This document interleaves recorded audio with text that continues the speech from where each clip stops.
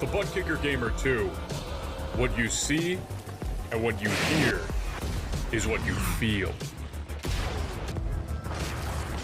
Butt Kicker. The future is feeling.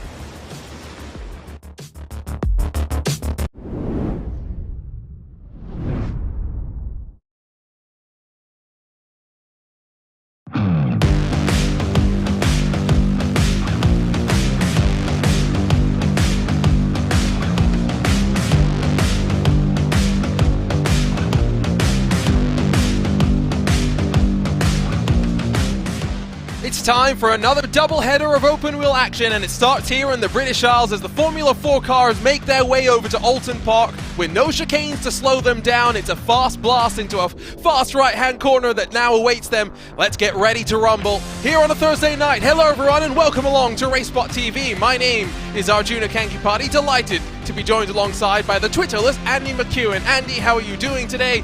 It's delighted to be over in your part of the world, and I know you're very excited about being over here at Alton Park.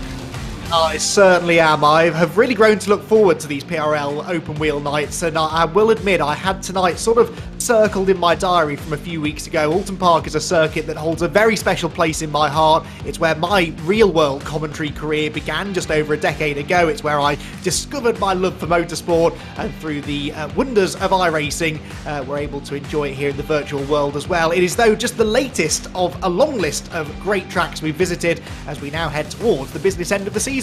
Yeah, we're really winding down for this first season in 2023. Just a trip over to Road America and the tight and twisty Hungaroring left to go. And of course, in these Formula 4 cars, which do like a little bit of draft, we know we're in for a treat, especially with no chicanes here tonight.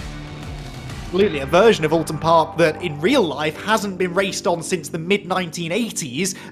It's great that through sim racing we get to experience some of these tracks, things like the Monza Oval as well, of course, that are pretty popular on iRacing, and that's definitely a good thing here. This is not a circuit, as much as I love Alton Park, it is not a circuit known for having plenty of overtaking opportunities, especially for open wheel cars, so hopefully the chicaneless version we're racing on tonight should provide some good slipstreaming action.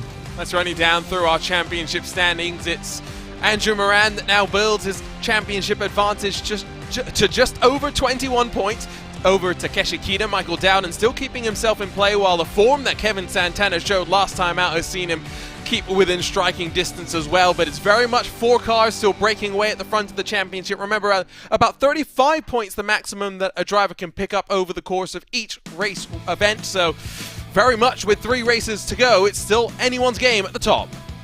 Absolutely. I mean, Andrew Moran and Takeshi Kita, when you look at their season stats, both very evenly matched. They both had 3 race victories. The big difference, Kita has had 2 non-finishes to Andrew Moran's 1, and that really is what gives him that big advantage. But another slip-up for Andrew Moran, as we saw a few rounds ago, and things will tighten up significantly. Close battles for 5th and 6th as well as 7th and 8th, so not just focusing at the top, but we'll keep an eye out through the rest of the field as well. Team championships to talk about as well, but it's a bit of a runaway at the front with YS Motorsports Black, but of course with Moran and Dowden in their company, of course it's no surprise that they lead by now over a full 100 points over the Andes Atomic team. Blontrani in 3rd, tied with Screwball Racing, so not the only tie that we have, as now I run myself further down this list. We got YS Motorsports Gold and Karts That Go Yay tied for 5th and 6th as well, so these are some fun team championships to look at here at Alton Park. Absolutely. If you ignore YS Motorsports Black, then that is a very competitive championship table, isn't it? And I'm sure for those teams who are not YS Motorsports Black, this will be significant for them. They want to finish as high up the championship table as they can, and because of the narrow distance between each of those positions, they'll all be feeling that at least one more place can be climbed in the remaining 3 rounds. So that's a look at the championship standings and how it all plays out. And as we get ready to go for qualifying, it's time to thank those that make all of this possible, starting with VCO, the virtual competition organization. Stay tuned to twitch.tv/VCO esports for all your sim racing action.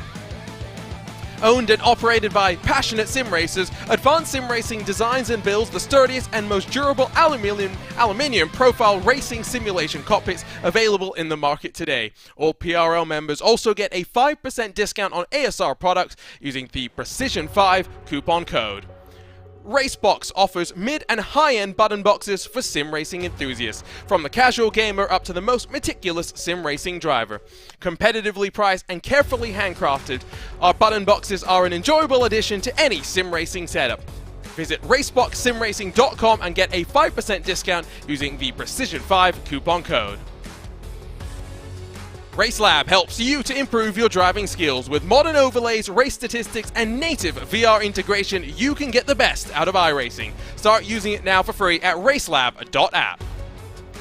Butt Kicker products add incredible immersion and realism to every game. Feel every nuance and truly put yourself in the driver's seat. Mecha Sim Hardware is a small company from the Czech Republic, and their goal is to produce high-quality sim racing hardware. If you are looking for high-end pedal sets, handbrakes, or sequential shifters, visit Mecha Sim Hardware's eShop right now to get you up to speed. And new this week, Muradness is a performance lifestyle brand motivated by motorsport and founded by professional race car driver Daniel Morad. For more information, visit muradness.com. And Ninja Trader, ready to compete against the financial markets, supporting over 60,000 users across the globe. Ninja Trader provides award-winning trading software and brokerage services. Ninja Trader is always free to use for advanced charting, backtesting, and trade simulation. Visit ninjatrader.com to get started with a risk-free trading simulator and start tracking your performance.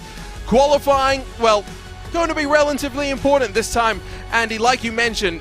Alton Park, even without the chicane, is going to be a track potentially difficult to pass at, and you want to put yourself towards the front, and that is exactly what our championship protagonists are doing right now. Moran, Dowden, and Kita, 1, 2, and 3.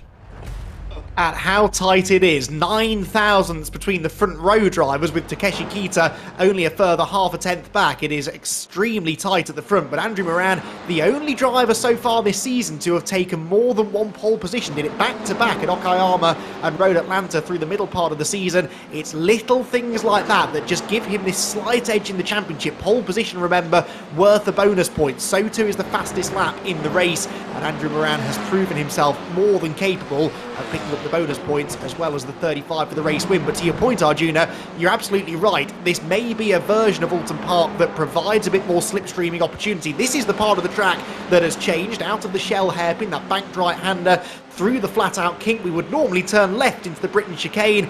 We blast straight past over the top of Hilltop and then down towards the fearsome Knickerbrook corner. Instead of the right-left-right chicane, this now becomes a full commitment right-hander over a blind crest. Big bump on the apex of the car, almost getting airborne through there. It's a fast version of the track, Arjuna, but it is no wider than it normally is, and that really is the big challenge here. And of course, this is a fixed setup competition, so we're not going to be seeing drivers with different downforce levels trying to slingshot their way through on the straights and then holding everyone up through the corners, because that is definitely not something that people can do. Like Andy was mentioning, times at the top as close as you'd want to see, with 1.5 hundredths of a second splitting the top three. 2/10 then from your pole position sitter, at least for the time being, is Vasconcelos with Hill, Santana, Breuning, Vargas, Ray, and McPherson through the rest of the top 10. You have to go to 13th position to find a car that is 1 second off the pace, as that's Takeshi Kita going for a spin. Of Cascades corner. Looks like he's perhaps just lost the rear as the track flattens out. There is a bit of positive camber through the middle of that corner, but it flattens out pretty quickly on exit, and if you're a bit too aggressive, perhaps fighting a bit of understeer through the exit there, easy to lose the rear. Luckily didn't find his way into that barrier on the left-hand side though, and he will continue with overheated and flat-spotted tyres, but at least all of the wheels pointing in the right direction, all of the wings still attached, and well, actually might have just clipped that curb. That's something you would look to do in a tin top car, but perhaps unsettles these IRO4s a little bit more. Oh, took more than the curb, in fact, Arjuna. That was a very agricultural line. Well, sometimes you get it wrong. He's got a good lap time to fall back on right now. See what he can do to get the tires back underneath him and then work his way a little bit closer. Check in with Michael Dowden as he comes across the line, and I tell you what, Andy, why don't you run us through a lap here at Alton Park? It would be my pleasure. Through Old Hall Corner then, big dip on the apex. Got to be careful not to run wide onto that grass though. Easy to do. Through the right-hand kink at Denton's. Big bump here just as you turn in. And then there is that positive camber through the apex. Flattens out. You inevitably pick up the understeer. And we saw that there. Two wheels dipped out onto the grass. And a very strict off-track there. within the iRacing server. Flat out through Island Bend now in these IRO4s, but keep the car to the left to have the best line into the banked right-hander at the Shell hairpin, where you want to roll the speed through the corner. Again, there's a bit of a hump in the road on the exit, but Michael Dowden doesn't even use all of the track as he makes his way now towards this extended flat-out section, past the Britain chicane and over the double-crested hill at Hilltop, down towards Knickerbrook Corner. There's a green box on the left-hand side, just about there, which is where I did my first ever race commentary all those years ago. A fearsome corner in this layout, then over Clay Hill, underneath the pedestrian bridge, past the old water tower, and this is another tricky section, the kink to the left into the double apex right-hander at Druids. Don't hit that curve, that's the last thing you want to do in these single-seaters. Down flirting with disaster there, but just keeps it in check. Over the rollers, down towards the braking zone at Lodge Corner, the famous Lodge on the left, and a corner where you've got to be patient. Over that crest, the car goes light, wants to wander out to the edge of the track. They blast back over Deer Leap, and hanging to the left to get the shortest route to the line. Doesn't look like it'll be an improvement there for Michael Dowden, but every lap around this place, Arjuna, is a real roller coaster ride. I think he may have invalidated that lap at some point, so maybe just pushing the limits, and like you mentioned at one point, the margins here can be quite tight. It's not just very tight now between the top three, because inserting himself into the equation is the 199 of Lucas Hill. He's found himself within 300 of Andrew Moran. Vasconcelos has also gotten the gap down to pole position, down to about 1/10 of a second, so we're in for an interesting sort of a race, and of course a race where these cars are going to have to come down to pit lane at some point during the course of the event. So when you have these opportunities to see these times so close, the reality is also that fuel saving is going to be expected. Yeah, for sure, but arguably, oh, well, that is not ideal, and that is a big accident going through the run past Britons. One car slowed down. Was that the 55 potentially?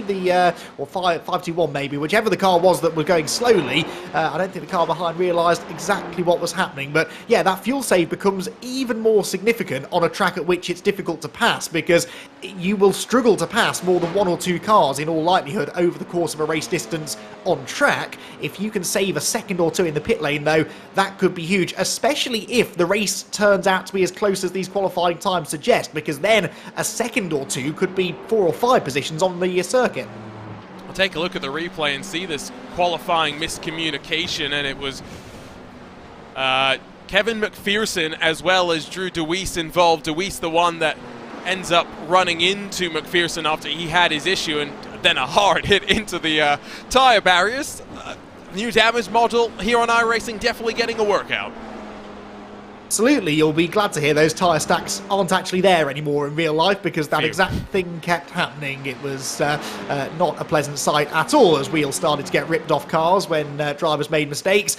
But in iRacing, you will be punished for doing that. So a couple of drivers then finding their qualifying sessions coming to a slightly premature end. Andrew Moran, though, still pushing on and looking to try and further extend that margin. He will know the significance here of trying to maintain this pole position. It's worth an extra championship point, and at this stage of the season, Arjuna, every point matters. He's got a nice lead in the championship, but now is not the time to relax. You can see on the left side of the screen on that timing tower, lighting up to try and give us an indication on how qualifying is going. Seems like it's going well on this lap for Moran. His 12th lap in this qualifying session. They get a lot of time to burn through the fuel, but Moran, working through the final sector, runs himself off the track, and well, that lap's not going to count. Yeah, Druids is one of the many corners on this track which has a big rise on the exit. That causes understeer, but Jake Vasconcelos not struggling with that at all. He has just shot to pole position right at the end of the qualifying session by an enormous 3/4 of a tenth. That is, in the terms of this qualifying session, a pretty handy advantage, and he found that lap just in the nick of time. But now can Lucas Hill spoil the party? With 30 seconds left to go, drivers will get to finish the lap that they start. It's Vargas who's up to 6th, at least for now, but draft playing a factor and cloud cover potentially as well. No improvement for Hill. You get one more opportunity to go for pole. Vasconcelos has bailed out of his lap, so I think he's done. Can Andrew Moran leapfrog his way back up to pole position? Yeah, I knew something didn't quite look right. It was far too sunny for the north of England earlier on. This looks a lot more familiar now. The cloud cover coming over, and as you say, that will have an effect on track temperature. You can see the ambient there, 67. Track temperature just into 70 Fahrenheit, that is, and a little bit of wind as well. That is certainly common of the area, but as those track temps start to cool, that will yield a bit more grit. The engines start to run a bit more efficiently, and sometimes that can make all the difference, again, especially in a session this tight. So we saw Kevin Santana run down to pit lane, practicing a pit road entry. Andrew Moran going to be one of the next cars across the line as he works towards the final corner here at Alton Park. Such an undulating final sector as well. Lots of character to it. Down and then up you go, rising to the line. And Andrew Moran, another one bailing to pit lane. It is going to be Vasconcelos, at least for now, that sees off one challenger. Kita next up to the line. He's got someone drafting off behind him as well. No improvement from Kita. He stays in 4th position. Yeah, I'm not sure whether he came back in to change tyres after that spin at Cascades. I suspect that he did, but just wasn't quite able to get back into the rhythm after that. So Takeshi, less than a 10th off pole, but will start on the outside of row number 2, which is a little bit disappointing for him. Michael Dowden will start from 3rd, but Jake Vasconcelos putting himself onto that pole position, that has championship significance. Not for Jake, because he is not a championship contender, but it puts a bit of a wild card driver in amongst those who are very much points racing at this stage of the season. So the way that Jake handles those championship contenders could be interesting to watch. Well, right at the very end, we saw Corey Precker jump his way up towards the front of the grid, up towards 7th spot. So drivers able to improve in the closing stages, but it is time now to go racing. So let's run you down through the starting grid for the first of 2 races here on a Thursday evening live on RaceSpotTV. It is going to be Vasconcelos that leads us to the green with a 1:25.035, good enough for pole. But look at the margins behind. Less than 0.3 of a second, splitting the top 6. Andrew Moran 2nd, with Dowden and Kita, the championship 3, running 2nd through 4th. Lucas Hill and Vargas will line up on row number 3, while lining up behind them, it's going to be Corey Precker and Kevin Santana. Marcellus Breuning and James O'Brien complete the top 10. Kevin McPherson involved in an incident in the closing stages of qualifying, but he'll line up 11th alongside Gavin Ray in the purple number 17 machine. In 13th, it will be Joseph Homan in the 222. Austin Harris alongside on row 7 with Neil Alexander and Justin Johnson, 15th and 16th positions. Drew DeWeese and Andreas Saba, 17th and 18th, while bookending the top 20, Barry Cochran and Guillaume Huard. Those the final cars with times will be Nick Hobart and Tyler Gore at the very back of the field as we get ready for a standing start here at Alton Park, Andy. Yeah, absolutely. Not the longest of runs into that first corner at Old Hall, and very difficult to go side by side. There isn't much grip on the exit, and it's a corner that really tightens at the apex, so I expect there to be a bit of a scrum to try and get to the inside line. No one wants to be hung out to dry. That is definitely the danger zone, and if you run wide onto that grass, that could be your race over almost before it begins. Of course, it's a short run relatively in towards turn number 1, and then it's going to be a fight down the hill as we work towards the hairpin. Lights will build, engines will rev, and the drivers steel themselves to go. Vasconcelos from the front gets a great jump, but already Moran under fire as they work themselves towards turn number 1. Side by side further back, but single file amongst your top 5 or so as they all play it smart and decide that this race is lengthy enough and fuel savings going to be important. Down the hill though they'll build, and now the first passing opportunity will present itself. Yeah, down the lakeside straight into Island Bend. Already in the background you can see some drivers ducking out of the slipstream trying to make that run, but this is a fearsome corner, single file on cold tyres, let alone if you go there 2 by 2. The leaders sensibly choosing not to do that. Not really a huge surprise that, given the fact that most of those at the front of the pack are thinking about the championship. Even those with points to be gained can't afford an early shunt here. Looks like Austin Harris, the only car getting mixed up in that one, but front of the field blasts its way past the chicanes that aren't in use. Moran ducking back and forth, but no commitment as they run themselves to the end of the straight and dive through Nickelberg. But with 33 minutes still left to go and the pit stop left to play for, expect your championship protagonists to be a little bit smarter about how they play this first into the race. Yeah, especially Moran, although Vasconcelos makes a mistake, look, couldn't get the car turned in on cold tyres at Druids, and that might present Moran with an opportunity. It very much has done. The question now, though, is whether anyone can come with him. Michael Dowd, the black number 8 car, could not quite get to the inside, so we have our first lead change. That might not be the last, though, as Vasconcelos tries to come back at Moran.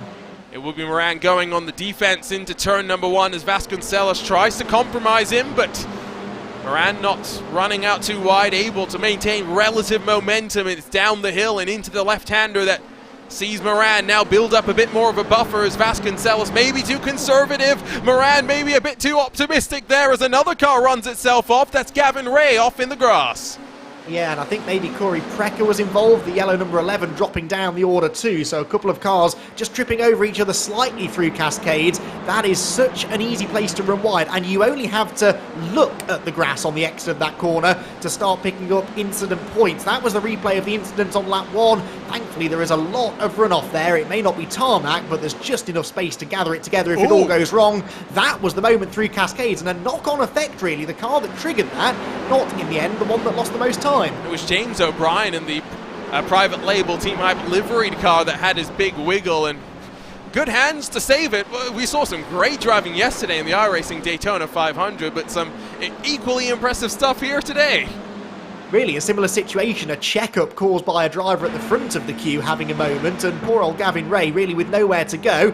Andrew Moran, meanwhile, may be leading the race, but doesn't look all that comfortable. He had another moment there through Druids. I noticed this during qualifying. He is struggling to get the front to bite through that double apex right-hander, and that is allowing Vasconcelos to stay right on his gearbox for now.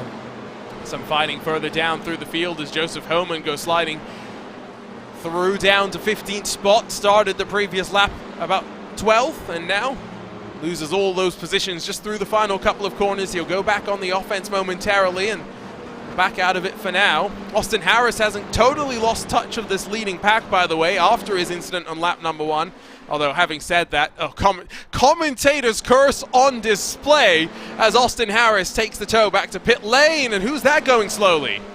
That was Vasconcelos, round wide at the Shell hairpin, but again Michael Dowden wasn't able to capitalise, and that backs him up into the white car of Takeshi Kita, who now looks to the outside line. Now Knickerbrook Corner is not a place to be going side by side. Someone's going to have to back out of this, and I'm not convinced either of them will. Kita trying to hang tough around the outside, and it's Lucas Hill who could benefit, gets a monster run up the hill, but the road is blocked. It's not wide enough for 3 wide, and so he has to sit and watch.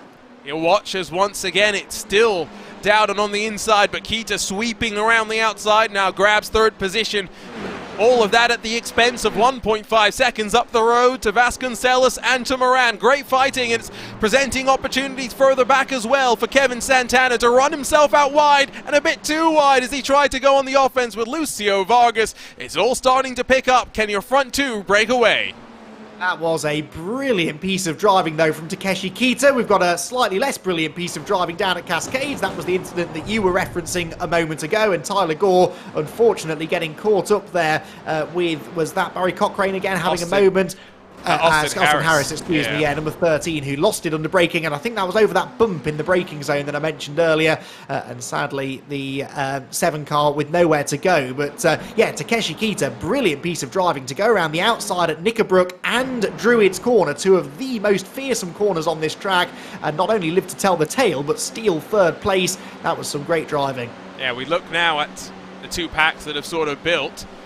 Gap grows slightly, almost now 2 seconds as they work down this back straightaway, and as they jink back and forth in that 2nd pack, smiles on the face of the front 3. Still Kita that holds on to the lead of that peloton, but Dowden Hill, Vargas, Santana, O'Brien, Broining, the list goes on, basically to 10th position, where you then get about 1.6 seconds of gap, still about a little bit of draft being fed backwards to a pack that then continues. You have to wonder if for Vasconcelos, the mistake that he made has now allowed Moran, who maybe was feeling the pressure, to be relieved of the pressure as he now starts to see some clean air both in front but behind as well.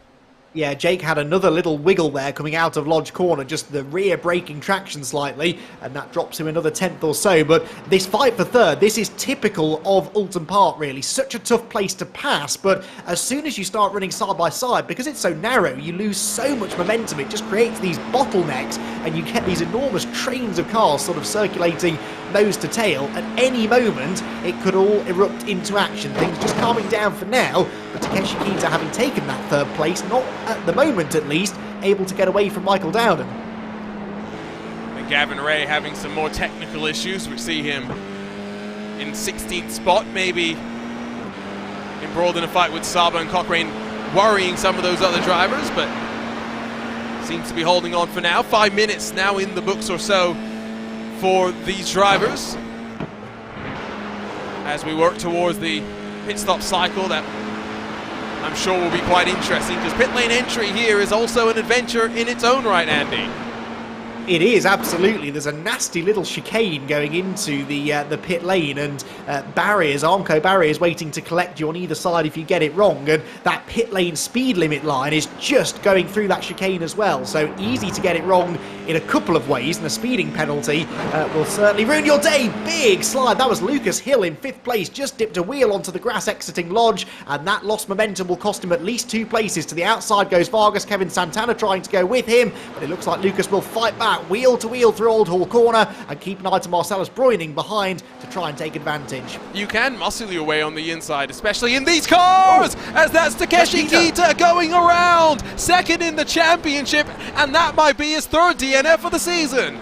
And that could be championship done and dusted for Takeshi Kita. He has got going again. Is there damage to the 64 car? Even if there isn't, he's lost so much track position, down to 14th place. And of all the tracks to be losing track position, this is not the one. It's going to be almost impossible to gain that time back. What on earth happened though? Down and back into 3rd place. Just mentioned that Takeshi Kita was struggling to get away from Michael. Was he pushing too hard? Did he make a mistake? There's certainly some adventurous driving going on behind. And since Kita was running in 3rd position, gap between first and 3rd rather, has grown to 4.4 seconds.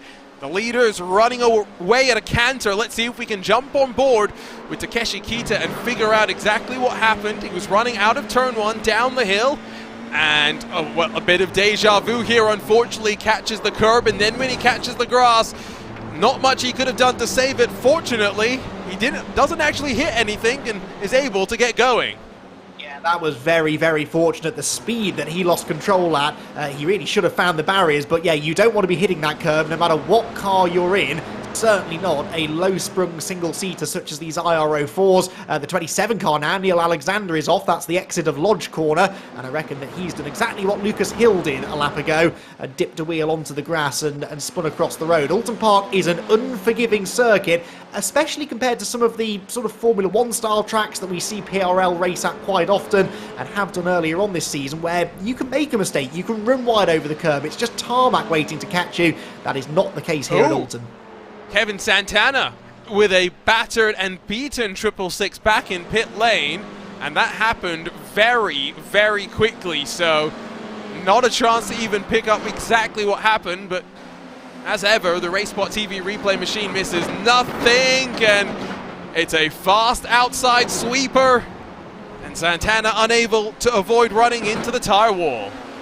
Yeah, like I said on the first lap, you really can't go side by side through Island Bend. There's no grip on the outside, and that's what Santana found. Just turned in, and the steering almost looks like it went light, and he just drifted off the road and bang into the tyre wall. That is day done for Kevin Santana, and that's a big disappointment. He's had his moments of brilliance this season. 3 podium finishes, no race wins though, and that first victory is not going to come today. He's trying, he's fighting, is Kevin Santana, but unfortunately not all come together. We talked with him last week, I think. So many broadcasts once again, Andy. My brain sometimes melds together. So you forgive me for that. But at the front of the field, 1 second. Vasconcelos starting to drop some time to Moran, even with the benefit of the draft. An opportunity for your championship leader with his main rival behind him, 21 points behind, coming into this race to build the margin even further. Absolutely right, yeah. Kevin Santana was second a week ago at Silverstone, so the first part of the British double-header went well for him. That's a mistake for Lucas Hill, not the first time we've seen him running wide, and this time it really will cost him at the Shell hairpin. This, I believe, is how it begun. Well, actually, the moment began through Island Bend, somehow saved it, somehow avoided Michael Dowden, and somehow didn't lose control completely. He is now down in 8th position, but that could easily have been a lot worse. He's still looking to try and fight his way forward on the back now of McPherson, with O'Brien up into 6th position as well. One by one, we're seeing a handful of cars making full advantage of the freebies that they've been picking up. 4 positions gained for Broining, O'Brien, McPherson apiece. DeWeese is up 6, Saba and Cochrane up 5. Plenty of attrition from 4th on back, and outside of the swap that we saw between Moran after Vasconcelos had his mistake.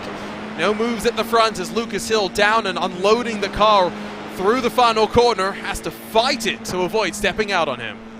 Yeah, absolutely. That is the trickiest thing about Alton Park, especially this version that we're using without the chicanes, because the average speed is that little bit higher. It's a full commitment circuit. The only way to get a quick lap time out of any car around here is to commit to it fully, but that means you're more likely to make mistakes. It's a very unforgiving circuit, a very difficult one to drive on the limit, and that means that we are seeing mistakes, and we are seeing those mistakes punished so far. Takeshi Kita, meanwhile, back inside the top 10 though, so all perhaps not lost for Takeshi. He's got some clean air to try and close in on the group of cars ahead, but really, Arjuna, that group of cars ahead is the 3rd place battle, so if he can bridge that gap before the pit stops, have a good run through pit lane, he could still end up with at least a top 5 here. He's still in the hunt as for another big incident, and that's Lucio Vargas in the end as Atomic 65. I think miscommunication there between him and Marcellus Broining, and they don't come much bigger than that.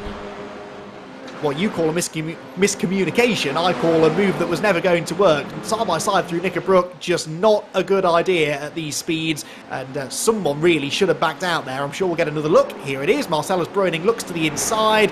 And I think he does try. He does try to back out, to his credit, and then there's that little bit of netcode between the two.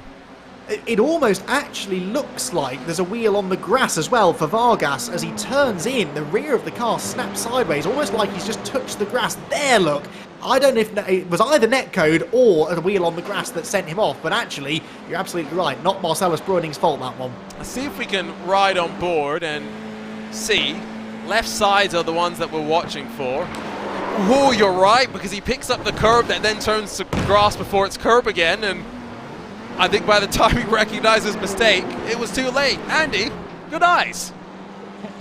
Not bad for 2 o'clock in the morning, hey, on not enough sleep, that's for sure. Yeah, that's an easy mistake to make, I guess, going into that corner. You're arriving there so quickly, and it's a bumpy braking zone because you're making that transition off the regularly used track onto what is usually an escape road down the side of the Hislop chicane. So lots of surface changes, lots of bumps, and very easy to make that tiny mistake. Plus your eye line, Arjuna, is to the right. You're not looking at the left-hand side of the car there. You're fully focusing on the apex, and it's quite easy to drift just that foot or so too wide. Riding on board with Corey Precker, who started in 7th after punching his qualifying lap in at the very death.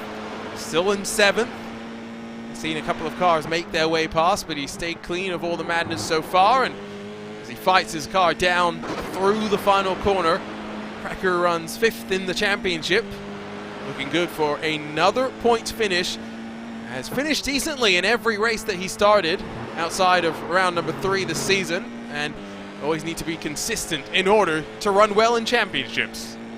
Had a decent qualifying effort tonight, which I think it's fair to say has not been the story of his season. Almost every time we talk about Corey, it's because he's had a bad qualifying session, but has managed to pick his way through the drama in the races, and 9 times out of 10, he turns up somewhere in or around the top half dozen. Car off at Lodge, that's Guillaume Huard, who has, I reckon, dropped it on the grass coming out of that corner. That's a very common accident to have there, and his car has sustained a little bit of damage, but didn't look too bad, actually. He will certainly, though, have lost some track position. Oh, my word. That's going to... Oh, he almost collected another car. It's Drew DeWeese that goes around as Saba tried to sweep his way on past. Justin Johnson almost the recipient of an unfortunate end of his race as well, but Alton Park, even without the chicanes, is clearly tricky. Fight further up. O'Brien concedes to Lucas Hill. James O'Brien on the grass over Clay Hill. That would certainly get the heart rate up. That was a lucky escape from the 33 driver. Marcellus Bruining, though, suddenly finds himself into 4th position. And we're going to get a replay here of what happened to Guillaume Roy. Didn't actually touch the grass, just lost the rear over that crest. The car goes light just as you're getting onto the throttle. Sometimes that turns into understeer, sometimes it's oversteer. And it's quite clear to see what the problem was there for the 399 car. And now we'll see Andreas Saba in that fight that he was having with Deweese, and Deweese almost first collects Justin Johnson coming on past and then almost bounces back into him. Could have been a much worse incident, but you could see as the cars return to pit lane that the pit stop cycles, at least for some, beginning. Joseph Homan has already dropped into pit lane, as is Guillaume Houard. With 17 minutes to go, we're probably still about 5 minutes away from seeing everyone down to pit lane, but with 21 starters, slightly smaller field, and now down to just 16 out there and running, there's opportunities for those in the fight for 4th, 5th, 6th, 7th, for example, to maybe try and get a bit of an undercut here and drop into some clean air and punch in some rapid lap times. Yeah, that is going to be crucial. You don't want to fall back into traffic when you make your pit stop, and that will put the leaders off pitting early, I think. Here comes Lucas Hill. Nothing putting him off in this race, though. He survived 2 big moments. He won't survive the 3rd, though. That was a low percentage move into Druids. Both he and Marcellus Bruining off the road and into the barriers. And another one bites the dust, unfortunately, here. Lucas Hill trying to go on the offense, maybe expecting for Bruining to get out of the way in the same way that James O'Brien had done, and now O'Brien the recipient of a 4th place. Still got Corey Precker on the back, who has slid his way now up into the top 5. McPherson and Keita 6th and 7th. Keita's recovery now sees him up into 7th as well, so it's a good day for him, as now Corey Precker's going to go around, and unfortunately for him, we'll get the look on his face. Oh dear. Well, actually, not much change. Oh, well, that's slightly awkward. Right in the middle of the road as recovering. That's no, Lucas Hill and Gavin Ray coming through, and he is now parked at the worst possible spot, facing oncoming traffic through Cascades. But Corey Precker, not really much change of the facial expression there, even when he found himself facing the traffic at one of the fastest parts of the circuit. I tell you what, though, Alton Park, not for the faint of heart, is it? We are seeing drama aplenty. Yeah, here's a first look at the incident with Lucas Hill and Marcellus Bruining. I tell you what, Lucas Hill may have actually gotten away with that one with relatively minimal damage. I mean, Hill was alongside. Bruining just turned himself in quite aggressively and then hits the wall quite hard. Not really sure what you make of it. It's difficult. That is not a place that I would be trying to make an overtake, but I think desperation sets in sometimes around a track like this. He hasn't really got an overlap there. He sends it into the corner. 50-50, honestly. I think both of them should have known better than to go side by side through there, but ultimately it was Lucas who sort of instigated the situation. He does back it into the barriers, but you're right, might have got away without too much damage there. You'll have another look, unfortunately, at what happened with Corey as he worked his way just over the crest that leads you into the corner, and I think he just maybe misjudged his place on the track because he was closing up at a rate of knots. The draft in these cars, not insignificant, don't forget, as Barry Cochrane in the 711 becomes the first taker of a regularly scheduled pit stop with 15 minutes left to go.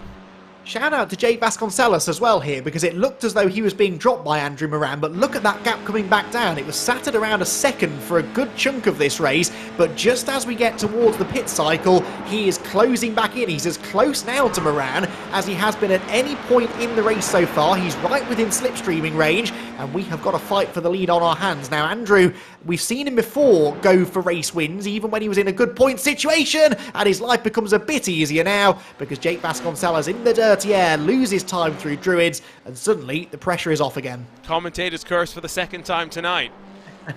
Lewis McClay doesn't believe in it, but I mean, it's real. It is real. Tonight's an example. It just sometimes, when it rains, it pours. So, new rule for tonight, we're not allowed to talk positively about any other driver as Takeshi Kita finds his way up to 5th. Not going to comment on his recovery drive.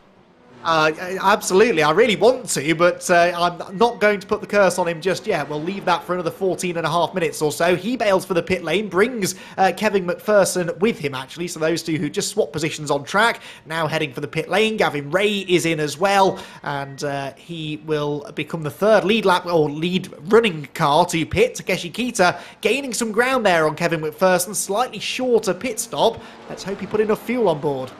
4.1 seconds for Kita in the 64. Now has Justin Johnson and Saba just about 1.6 seconds away from him, and he'll try and latch onto them and get into their draft. Front of the field, Andrew Moran finds himself almost 2 seconds, now more than 2 seconds clear of Vasconcelos by virtue of that one singular mistake.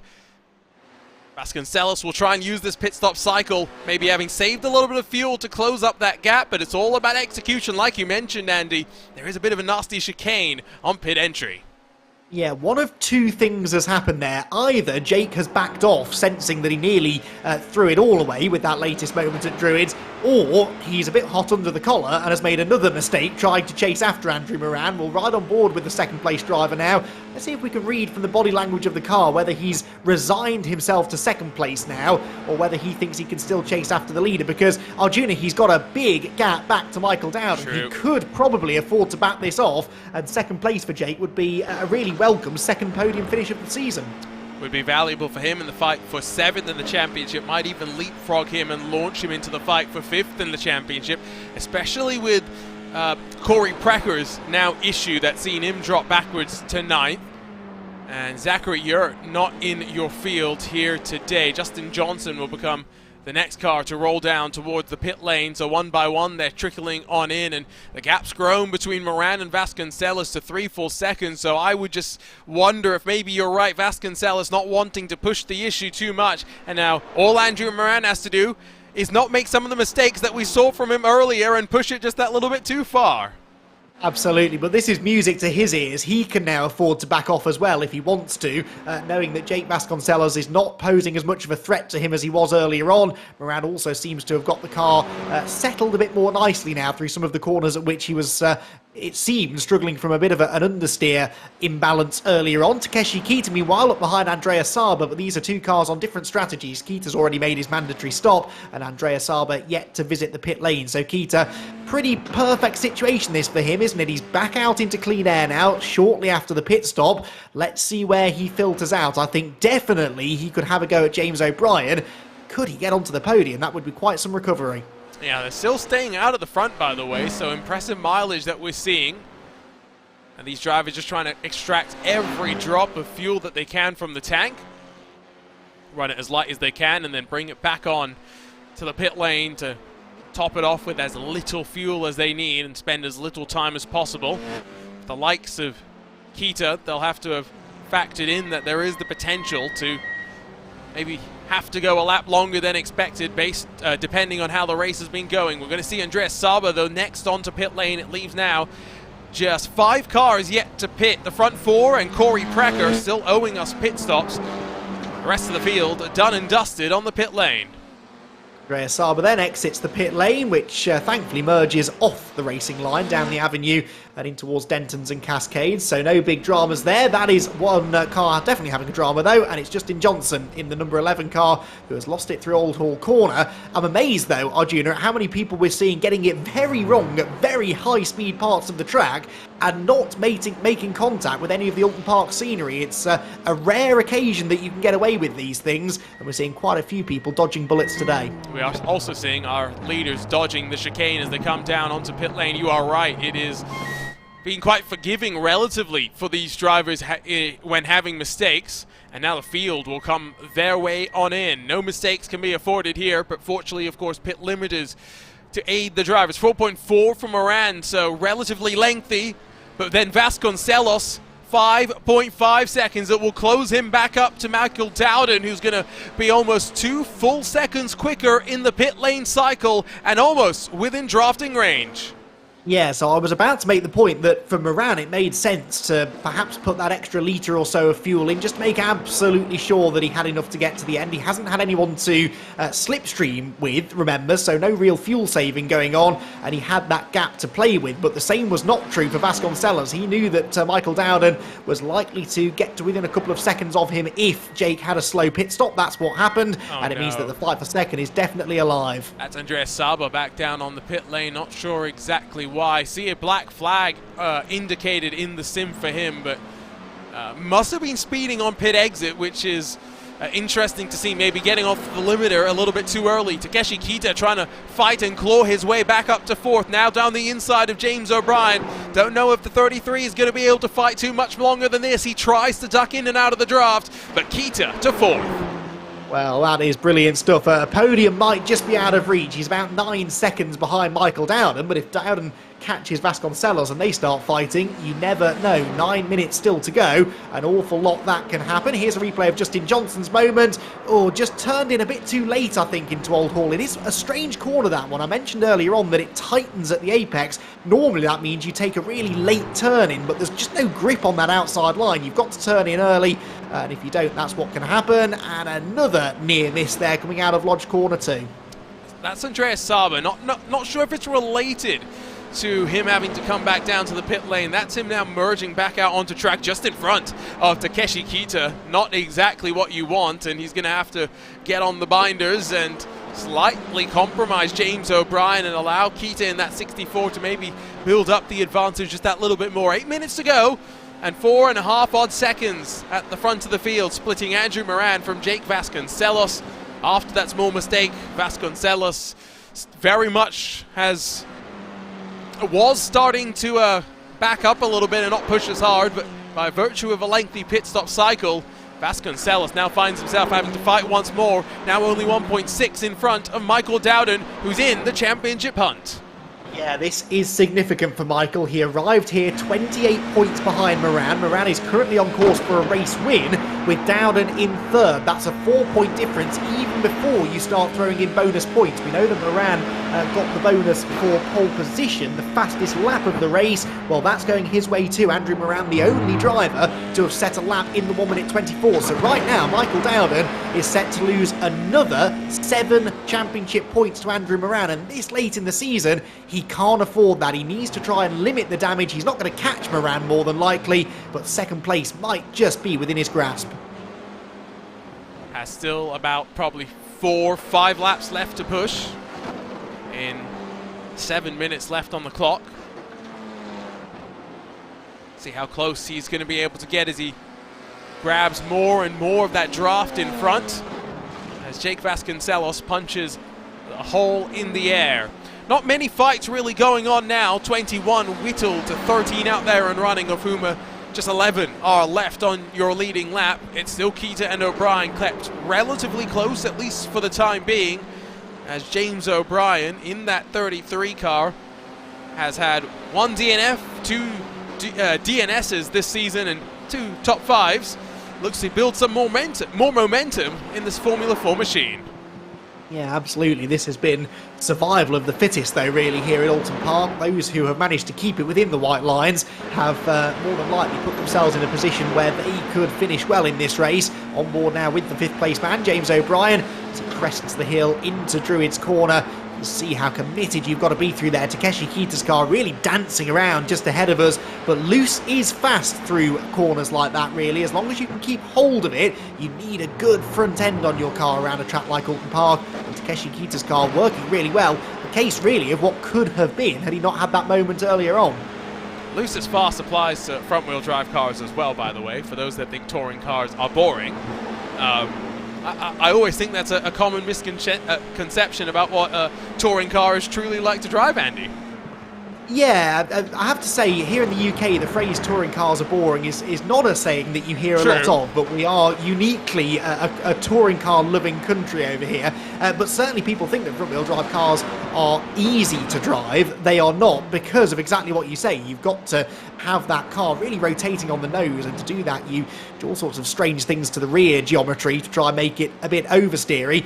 I personally, though, and I know I've covered this a few times this season, I find this kind of car an absolute enigma. I cannot figure out how these drivers do it. Driving an open wheel single-seater, a high downforce car with snatchy brakes and a snatchy rear end, and you really need to lean into that downforce, which is something that I personally struggle to do. I've got the utmost respect for the drivers that can, and this man, perhaps, doing it better than anyone else. He is putting himself one step closer now, as long as he doesn't keep driving on the grass, to getting one hand on that championship. Have you tried selling your soul to the devil? It might come to that, I think. Highly recommended. So probably 3 laps left to go as Moran crosses the line with about 4 minutes and 15 seconds left on the clock. Corey Precker slides his way up into 9th position, getting in front of the 7-11 entry. Yeah, British touring car, definitely not boring. If you want some Or entertainment. VCO UK, of course, Arjun. True, that is also true. But if you want some crashes, you should definitely find your way on over to British touring car action, if we could be completely fair. Still, with these 3 laps left to go, Michael Dowden has been able to close to within 1.4 of Vasconcelos, now getting well and truly into drafting range, but crucially not really going to get many opportunities to suss out where best to get past Vasconcelos. It may come down to a move, but Michael Dowden will also know that he's fighting, if not for the championship, for second in the championship. Yeah, well, he is, yes, but I'm sure that he will still have one eye on Andrew Moran, and that points gap will be a concerning one, because he's now, if he stays where he is, he will slip outside of that 35-point window to Andrew Moran, and that means that even with the drop score situation at the final round being taken into account, because I don't believe they can drop that final round in the championship, it means that essentially if Moran can go there 38 points or more up on the rest of the field, he will be the champion with a round to spare. So as it stands, that may well be the case, certainly over Dowden, and Dowden will want to do something about that. Andreas Saber's evening to forget continues. If he'd already picked up a drive-through penalty for exceeding his incident limit, that won't have helped his cause. Yeah, this has proven to be a technical challenge, and that's why it's a fast technical challenge as well that has so much commitment, even in especially in an open wheel car. This lower powered maybe allows you to fight a little bit closer than its bigger brother will. And of course, on the other side of this race and some post-race coverage, Formula 3 cars make their way on over to Twin Ring Motegi, 2 very different tracks.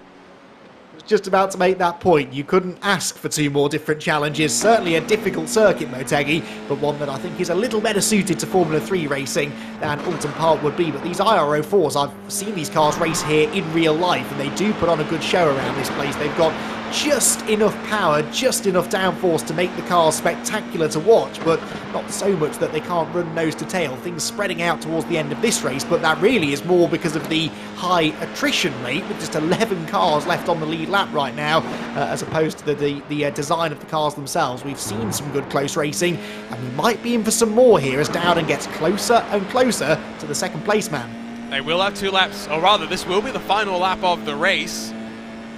Maybe I got mixed up in my mental math and my counter there.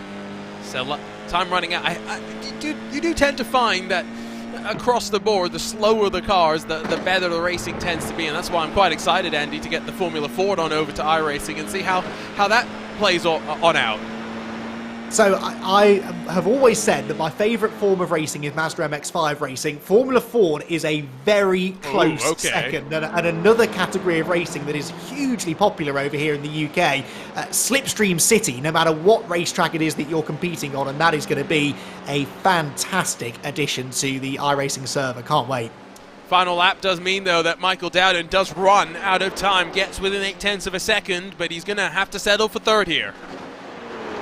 That way, doesn't it, down through Knickerbrook, just not quite close enough to Vasconcelos. Another lap, and I think he'd have really asked some questions of the second place man. He might have one shot at it, though, because he's picked up the slipstream now towards Druids. A good exit from this corner is crucial, and Jake Vasconcelos does run a little bit wide. I think he should have Dowden covered, though. It would be a real lunge from that far back. We'll keep an eye on it, but out of the final corner, the championship leader builds an advantage that is looking increasingly dominant. Andrew Moran grabs the victory at Alton Park. Just 2 races left to go, and the 99 build over a 35, a one-race victory advantage over the chasing Takeshi Kita and Michael Dowden.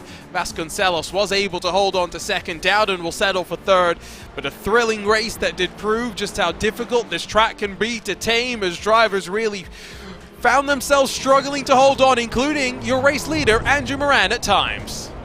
Yeah, Andrew Moran had his fair share of moments in that race, but managed to survive them. He made fewer mistakes, ultimately, than his big rival, Jake Vasconcelos, and with his championship rivals also having their difficulties in that race, particularly Takeshi Kita, it means that Moran is in a strong points position. But fair play to Kita, he recovered nicely to 4th place there. Michael Dowden on the podium too. The championship fight not over for those two, but they need a big result next week, that's for sure. And of course, coming up after this for these drivers, a faster race in the form of a trip to Road America, and then a slightly twistier challenge once again as they drivers get ready for our championship finale over at the Hungaroring. So plenty to look forward to, but just 2 races left to go. The season is almost ready to come to an end. Let's run you down through your race results and get into some post-race coverage. Moran, 5 seconds clear at the end of the race. It started quite close. A mistake from Vasconcelos, and then Moran did not need another invitation to pass his way on through and grab his 4th win of the campaign. Michael Dowden tried to get close to Vasconcelos, but just within half a second within the very end. Give him one more lap and he would have had the chance to go for a lunge. Takeshi Kita recovers from his mistake back up to 4th, while James O'Brien will be thrilled to work his way up 5 positions, along with the likes of McPherson, Ray and Homan, all +5 on the day. It's Corey Precker that slides his way backwards to 9th, with Barry Cochrane rounding out the top 10. Justin Johnson in 11th, the final car scored on the lead lap with Tyler Gore, Andreas Saba 12th and 13th. Then you go to those that did not make it to the end and found out just how difficult Alton Park truly is. Lucas Hill, feisty here today, but involved and tangled with Marcellus Breuning, Guillaume Houard in the 399, Drew DeWeese, Lucio Vargas, Kevin Santana, Neil Alexander. Your top 20 with Austin Harris and Nick Hovarth rounding out the field of 22. Heading down to victory lane then, and Andy McEwen is standing by with race winner once more, Andrew Moran. Absolutely right. Andrew Moran, for the 4th time this season, finds the top step of the podium. And Andrew, another challenging race there, though, certainly. Jake was giving you a run for your money there. Looked like you'd gapped him midway through. How concerned were you, though, when that gap started to come back down again?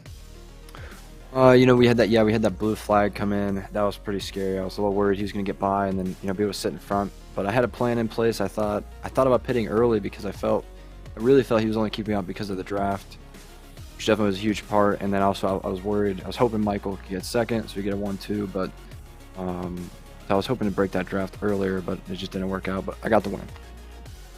You did get the win, absolutely, and that's significant for the championship now because we think it gives you at least a 35-point advantage. Bear in mind, that's the amount of points available for a race win.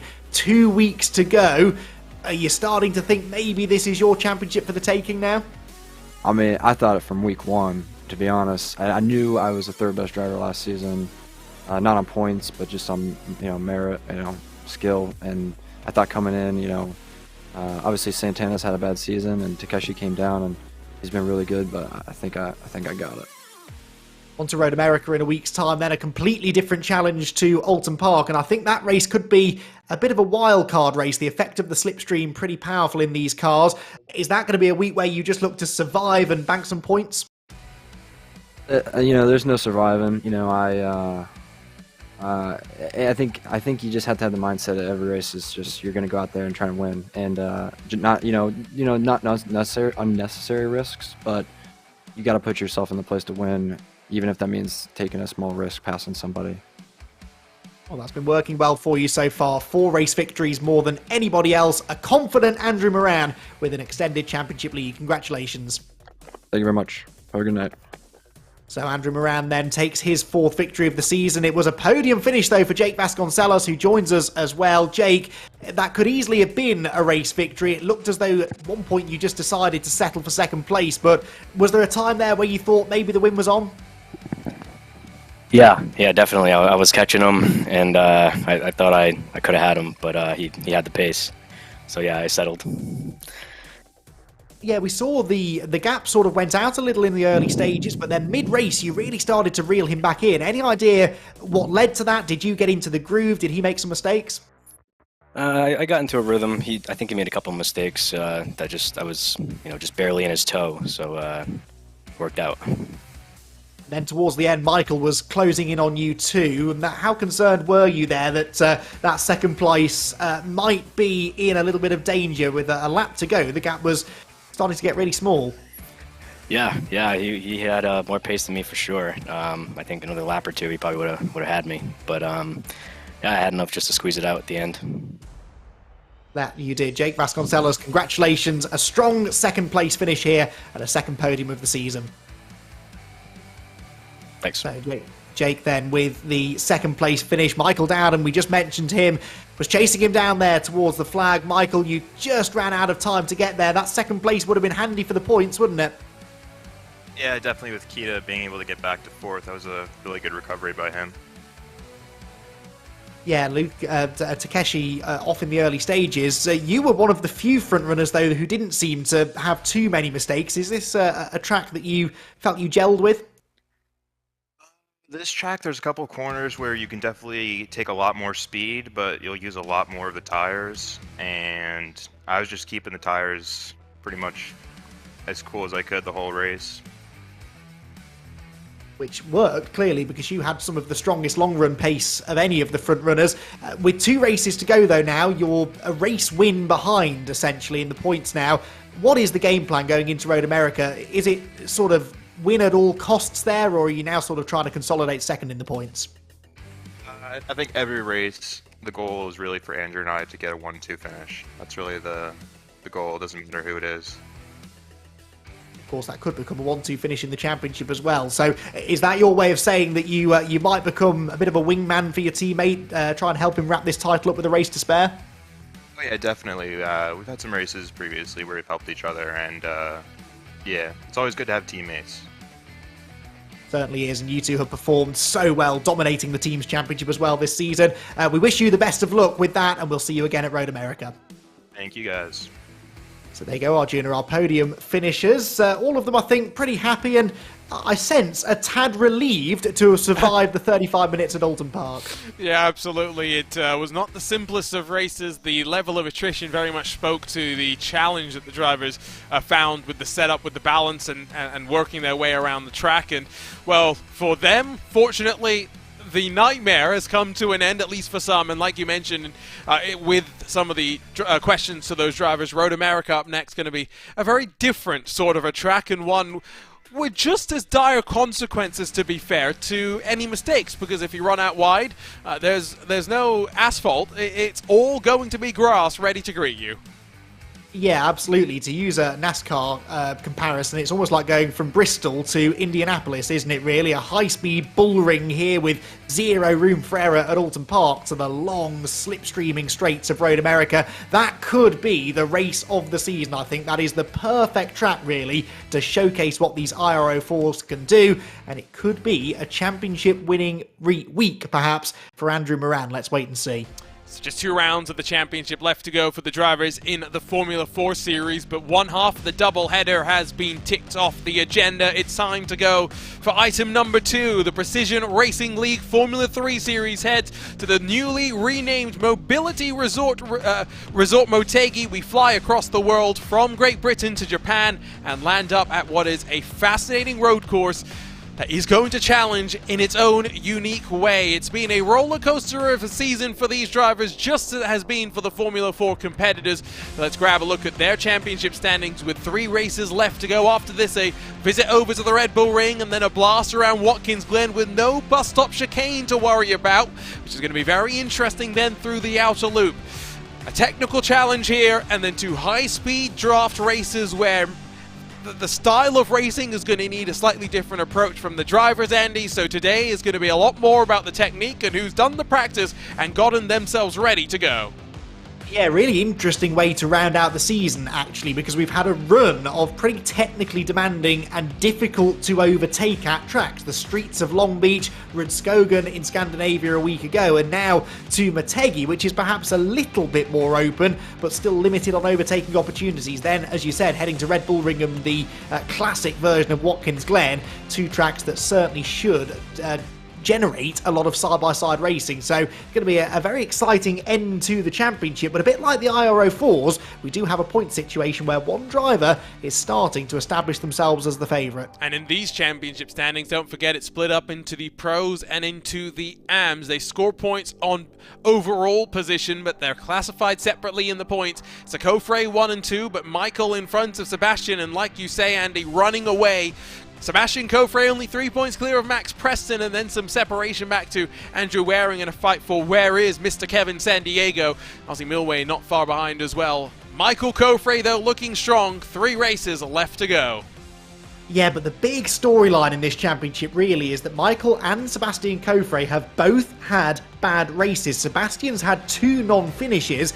Michael Kofre has finished every race, but had a race back at round number 3 where he scored only 1 point. So as far as drop scores go, they have used their mulligan. They've used their get-out-of-jail-free card, whereas the likes of Max Preston, who's finished every race reasonably well, they could still spring a bit of a surprise. So the pressure is on the Kofres here. They can't afford another bad race. That would certainly tighten things up in the points. So that's a look at the pros. Let's run ourselves over to the AMs. A little bit closer here, just 9 points separating them. But the margins are always going to look smaller than they are because these drivers get paid out based on their positions relative to the pros as well, so they're paid out significantly less than the pros are. So 9 points, slightly bigger than it may appear. Third and fourth sees a bit of a tie as well, but of course the battle with these AMs and the change for this season, Andy, that's seen them score points alongside in their overall positions has meant that you've got to make sure you fight now with the pros. You can't just let them run their race. You're battling with them for track position. Yeah, for sure. We've had 7 races, 6 different winners actually in the AM class. Alex Rivera became the first double winner a week ago, but he'd had 3 non-scores throughout the season as well. That just shows how perilous it can be battling in the middle of the field amongst the pro drivers. But we saw John Quinn outscore Brad Miller by exactly 9 points a week ago. There is nothing to say that Brad can't do the same to him again this week. The points will swing quite dramatically, I think, from race to race. Grab a look at your combined team championship, because now it's looking closer between Wave Italy Racing Team, which of course has the 2 Kofres in the stable of All Sim Sport. Only 27 points behind, were able to claw back 8 points last week, and well, 8 points every week from here on out puts them within 3, but it's not going to be good enough. They're going to need the Kofres to slip up. Behind them, some fun fights to look at as well. The likes of Scuderia Delta and Rookie Esports, just 4 points splitting them, and then a 3 points further back to the wonderfully named Atomic Monkey Butt team. Yeah, that's up there with my favourite team names for sure. Britannia iSports and Noxie Motorsports completing the top 10, but I don't think we've seen the last of the drama in this team's championship. The Wave Italy Racing Team have that very slender advantage, but we've seen the Kofres have mistakes in them. They've had quite a few of them over the course of the season, and you sense that Evolve Sim Sports, if they can keep the pressure on, they could still steal this right at the death. Now I do need to know what is one of the best team names that you've ever heard. It quite possibly is not suitable for broadcast. I'll tell you later. Okay. Well, to be fair, it's one of those awkward situations when you get to a broadcast and suddenly you find yourself talking about OnlyFans, but apparently now we can do that in motorsports, Andy. That is a thing, yes. And do you know what? The things I learnt about that company over the last year would boggle the mind. I can only imagine. Of course, we're referring to the car that has appeared in the British GT Championship. But I do encourage you to come and join us in the Esports Racing League and Esports Racing World Cup on the twitch.tv VCO Esports channel, because we inevitably end up talking somehow about OnlyFans and what we're going to do. Sometime there will be a RaceSpot OnlyFans. Qualifying underway, and it's a foggy day here at Mobility. It's still going to take a while for me to recognize the new name. Mobility Resort Motegi. Milwain sits on top, only 200 clear of Andrew Waring. Alexander Rivera, the AM driver, finds himself in 4th, and he's all the way 9 positions clear of Michael Broomhead, the next AM driver. Important there in terms of co-phrase. Michael, the best of them, in 3rd, Juan in 5th, and then Sebastian down in 8th. Really does seem, doesn't it, like Alexander Rivera is starting to take charge of this AM Championship. He qualified really well at Rudskogen a week ago, and that really is what won him that race within his class, at least, because he had 5 or 6 pro drivers between himself and the rest of the AM field, and had the pace very much to hang on with them. There's no doubt about it that if Alexander returns next season, he will surely be bumped up into the pro class. He might not be the only AM, actually, who has auditioned successfully for that over the last few races, but Alexander Rivera doing everything right over the last couple of rounds to put himself firmly in the favourite position perhaps for the championship. The only problem is he's 15 points off the lead, so needs another week like he had last time out, and then he'll be right on terms with John Quinn. Yeah, and in terms of last time out, he got 27 points compared to 19 for Quinn, so already there were 8 points. So that's what I was trying to get at when I was very poorly trying to describe how the AM Championship standings are actually a lot closer than they do appear. Times looking close in qualifying here. A 10th of a second splitting the top 4, a second splitting the top 17 in a field of 32. It's going to be an interesting run through turns 1 and 2, and then you blast your way down into turn 3. Relatively flat to start the lap off. There is, of course, a little bit of camber around this facility, mostly to incorporate the fact that it's got to duck itself underneath an oval. Absolutely, I think some people forget that the oval exists at Twin Ring Motegi, but that was really one of the big selling points of this track, the unique nature of it, and yeah, I don't know if they still race on the oval these days. It was the scene of Danica Patrick's one and only win in IndyCar all those years ago, and has seen some pretty exciting racing over the years, but we are racing, if you can see it, on the road course here, a very misty day at Motegi, and Alexander Rivera, I trust, has a better view of the layout than we do from the overhead shots. He's negotiating it well and looking maybe to try and improve upon 4th, which already would be a really impressive effort for an AM driver.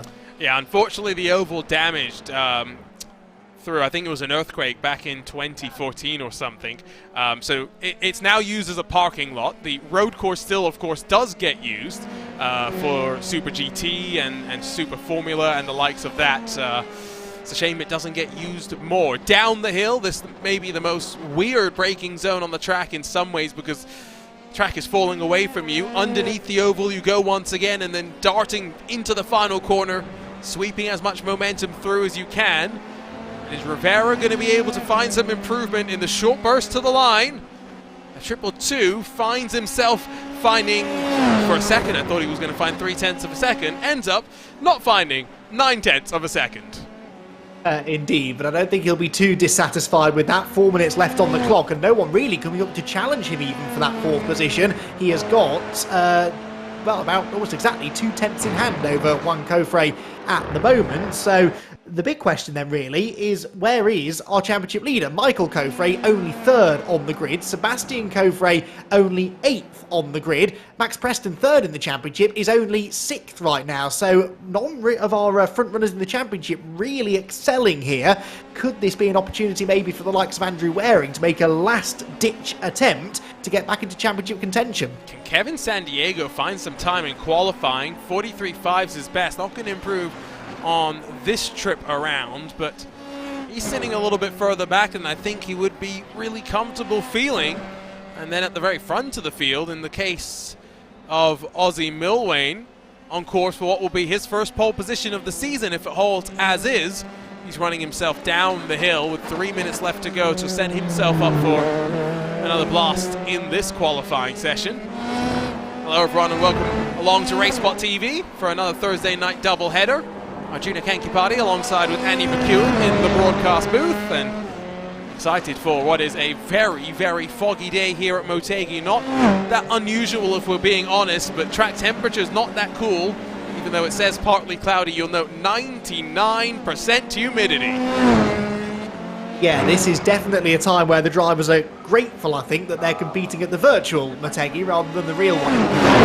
comfortable inside the cockpit of their 3 cars if that were the case. A very muggy day here at Motegi, but it is certainly going to be an interesting race, this. I think I was pleasantly surprised a week ago, actually, with the action that we got at Rudskogen, a track that I thought would be one that provided just a procession, basically, for half an hour or so. That was not the case at all, and I wonder what now, with a few more big braking zones, a much wider track, what sort of racing action they can put on today. I'm expecting a good one. So here's your championship leader, Michael Kofre, 26 points clear. Third right now, and will not find any improvement in qualifying, because down the hill he'll loop it, find himself in the barrier, and then towed back to the pit lane.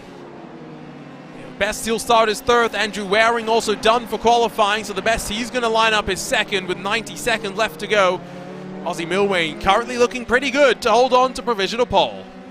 Yes, he is, and that's good news in a way for Michael Kofre, because Ozzy is not a championship contender. Therefore, that point that goes to the pole position driver is not going to one of Michael's rivals, and Michael really out-qualifying all of those that matter. You could argue Andrew Waring he needs to have one eye on, but Andrew, the best part of 50 points off the championship lead.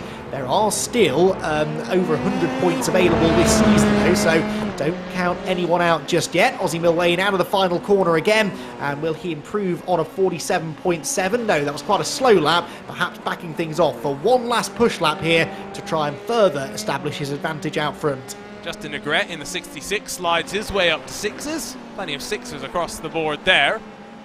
See if there's going to be any more improvements. Stefan Larkamp in the 62 down the hill, as the Alcantech NHRE sports car sweeps through the final corner. Pretty late to get on power. The 43.3, the best so far. It's going to be a 43.25, so finds about 700ths. It's going to be good enough to slide him up 2 positions.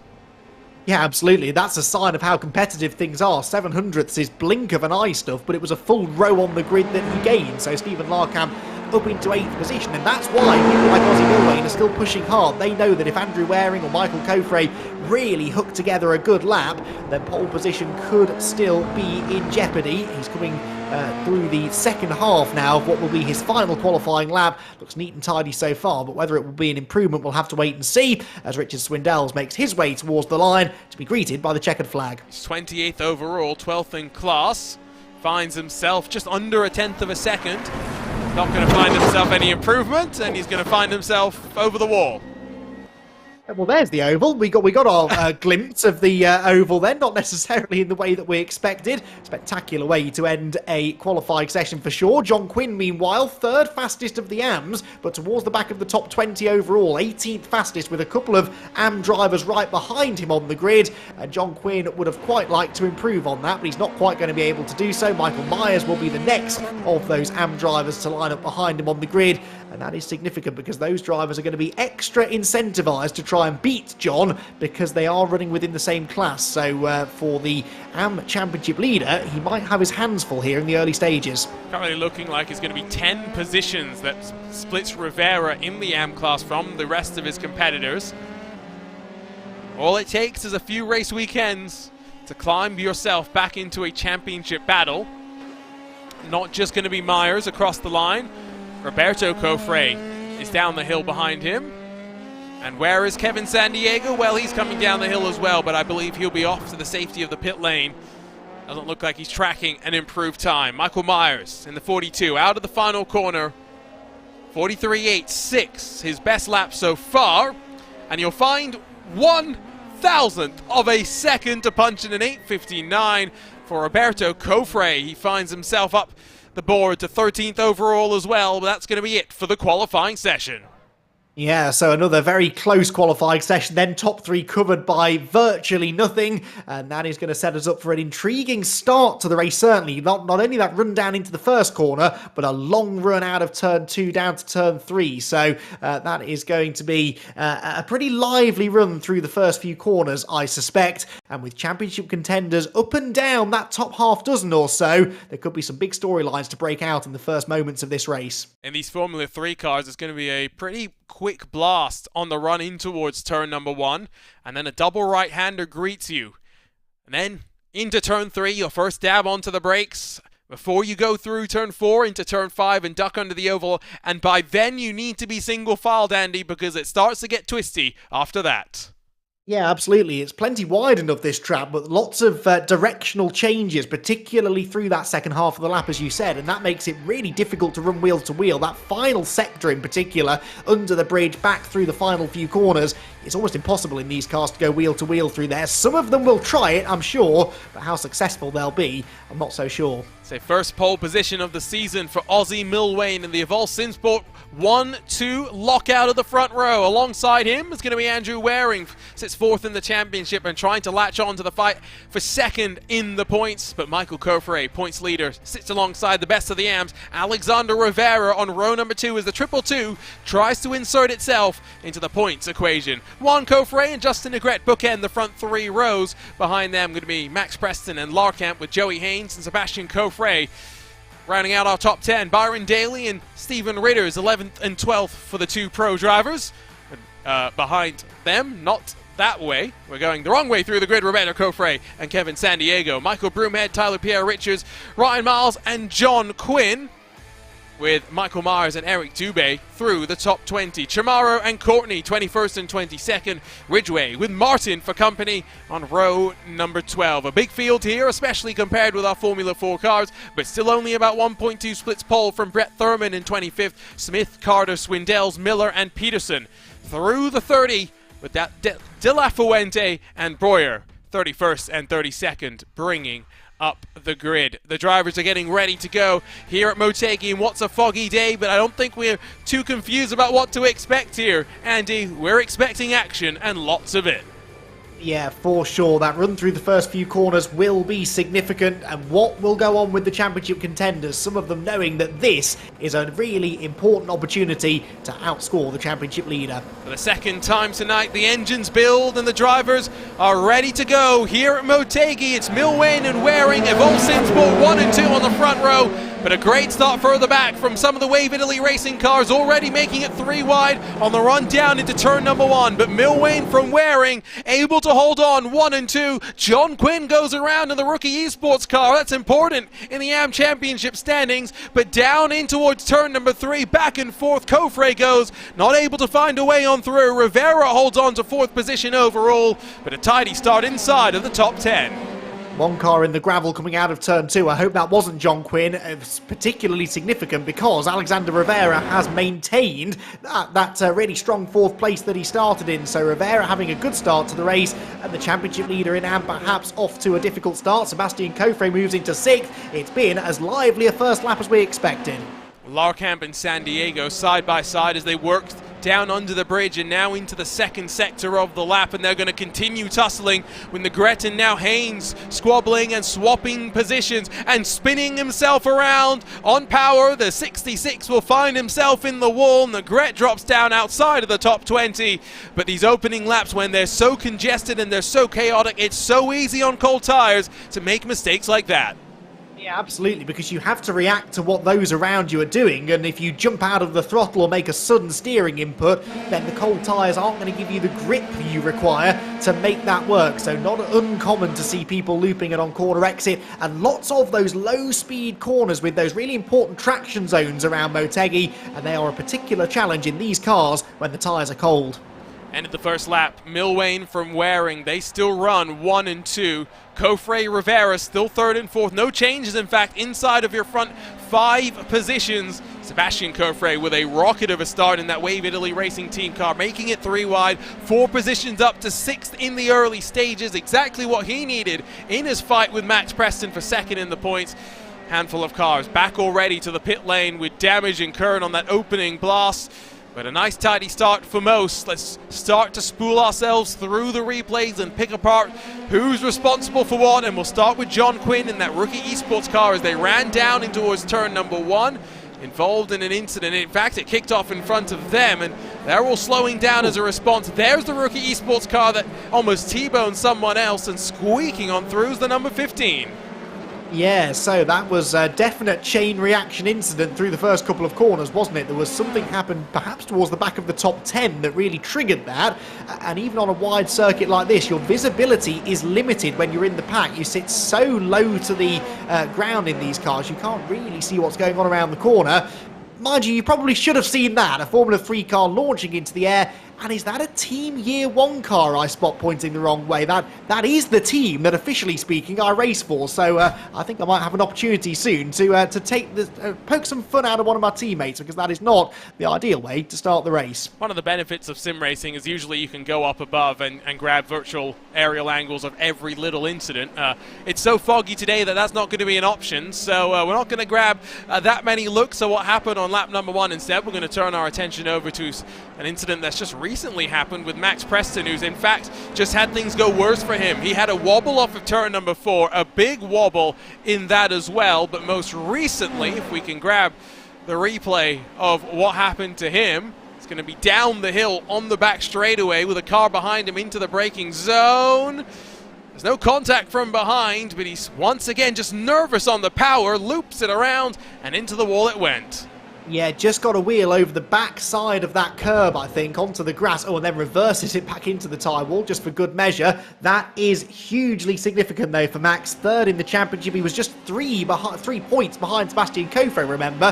While Sebastian's still running strongly in 6th position. Max Preston's championship really starting to unravel a little bit over the last couple of rounds. Had a low score a week ago at Rooskogen as well. As what's gone on there, Arjuna? Dilla Fuente, I think, just tried to send it on Ayrton Smith, who was trying to recover after his own incident through turns 1 and 2, and that's set off its own little chain reaction. It's like one thing after another going on here, and it really has allowed Michael Broomhead, 2nd in AM, 11th overall, to close on Alexander Rivera, exactly what he would have wanted to see. Let's see if we can turn our attention back to what was going on, and this is going to start the replay sequences. It's Ayrton Smith by himself, just going to run himself a little bit too aggressively onto the power. Nice save, locks it down in time, but it's after this where it really starts to pick up. Yeah, that was a strange one. Just broke traction really under acceleration. You'd expect the tyres to have plenty of heat in them by now. Then down into turn 3, looking up the inside, sort of half commits, goes for the move, and around goes the 78 car again. That was a bit of a strange one there. That's the worst thing you can do, really, when you're trying to overtake, is sort of have a half look up the inside. I don't think either driver quite knew what was going on, and ultimately lost the rear under braking there, and others start piling in afterwards. So a little bit of an unfortunate moment there, all really triggered by a half-hearted attempt to pass up the inside line. I think I saw another Year 1 car involved there, unfortunately. Surely not. Yeah, debrief's getting a bit difficult. 1.2 seconds, the gap at the front. Milwain Waring still 1 and 2. Cofrain still piling the pressure in the 1-2-3 Pro lineup, with Rivera tucked into line and minding his P's and Q's. Yeah, Mobility Resort Motegi just doesn't roll off the tongue in the same way as Twin Ring Motegi does it? No, and I realise I've called it the old name at least twice already. Me too, don't worry. Won't be the last time, I'm sure, but we don't like change in motorsport. That's something I've definitely realised over the years, and even if it's something as simple as a name change, be it a track or a corner name, we don't like it, and we can often try and fight back. We'll get there in the end. Bear with us, everyone. I'm sure that in a few years' time we'll be used to saying it, and it will sound just as iconic as any other racetrack name out there, perhaps. This track is a bit contentious in some ways, Andy. It splits opinions, I think it's fair to say. I think a lot of drivers who race in the Dallara IR18s, the Indy cars, enjoy it because, you know, those cars have a bit of a history here. But there's a lot that argue that it's just not that fun. Which side of the line, which side of the fence do you fall on? I'm gonna be honest, it's not my favourite track. I do struggle with these tracks that are sort of long straight 90-degree corner, long straight 90-degree corner, long straight 180-degree corner. They just feel a bit soulless and a bit predictable and a bit like it's been mapped out using a protractor and some very specific angles. It's not quite like your Alton Park or Brands Hatch, is it? And again, I know I'm biased as a Brit, but really, with the possible exception of Silverstone, our tracks are not mapped out in that way. They are all sort of old parkland circuits, old airfields. They've got their own unique character. In this place, I don't know, I don't enjoy driving, and I think for that reason, I'm not all that quick around here. I think that's probably why it divides opinion as well. It's because it's one of those tracks that not everyone can feel the rhythm at as easily as others. It's also fairly, I'm trying to find the right word, nondescript. I think that's probably the right word. It's just not that distinctive. You don't have, you know, camber through a lot of the corners. They're not a single section that you'd be like, oh, if I'm going to design an ideal racetrack, I want to steal that section and add it to my racetrack. You know what I mean? So I think, unfortunately, it does kind of suffer in that regard. But it's a compromise that you have to make when you decide that you want to build an oval and a road course and have them somehow come together, and you don't want it to be a traditional roval, which has its own sets of compromises. Let's be real, a lot of rovals are also pretty dang boring at the end of the day. Yeah, and all very similar in design, because they have to be, because you're cramming as much racetrack as you can into kind of the same area, which is where Motegi was always different, because, as you said, they didn't try to use the oval, they tried to work around it and develop their own racetrack in the middle of it. But, yeah, perhaps not the most exciting of layouts. Not to say that it doesn't produce good racing. We see some really good racing here on both 4 and 2 wheels. In fact, we're seeing some pretty lively racing now. A side-by-side battle for 13th place through the part of the track, Arjuna, that I was convinced you could not run side by side, and they did it cleanly as well. You maybe should not, but you can, it turns out. Ray Courtney able to get up into 13th past Robert Ridgway, and of course these are points for AMS as well now, so they'll want to try and hold on to their spots over the 71, but Ridgway's going to try and cut back underneath. Courtney blocks to the grass, not going to work the long way around, but maybe setting up the up and under. An opportunity out of turn 4 to slide through the draft. It's going to actually be Ridgway now compromise even further. It's Martin that now builds. One car off there as well. I think that was Victor Camoro in the 309, just ran wide through the 2 left-handers at 3 and 4. Down into turn 5, we will have Ray Courtney up the inside of Robert Ridgway then. So Ray Courtney running 4th in the AM class, getting a position against a pro. But as we've said all season long, that change to the point structure makes that extra significant. In fact, they're going to go side by side again up the hill, and they will bang wheels. Around goes Robert Ridgway. So Ray Courtney was standing their ground on the outside there. Robert Ridgway tried an optimistic move up the inside, and a little bit of a tangle of wheels sends the 71 car spinning. I think Ridgway is actually still running. It was Martin that had the spin instead. Apologies. That's not your fault. That's your producer Arjuna Kankipati's fault for going to take a look at a replay while all the action was happening. There's another look at it, just to make sure that we don't Monaco director stuff here. We will make sure that we give it its proper time. Through the corner, Ridgway squeezing maybe a little bit, but leaving enough racing room, and it is the 55 that pays the price. It's the AM car that in this case is the one that went around.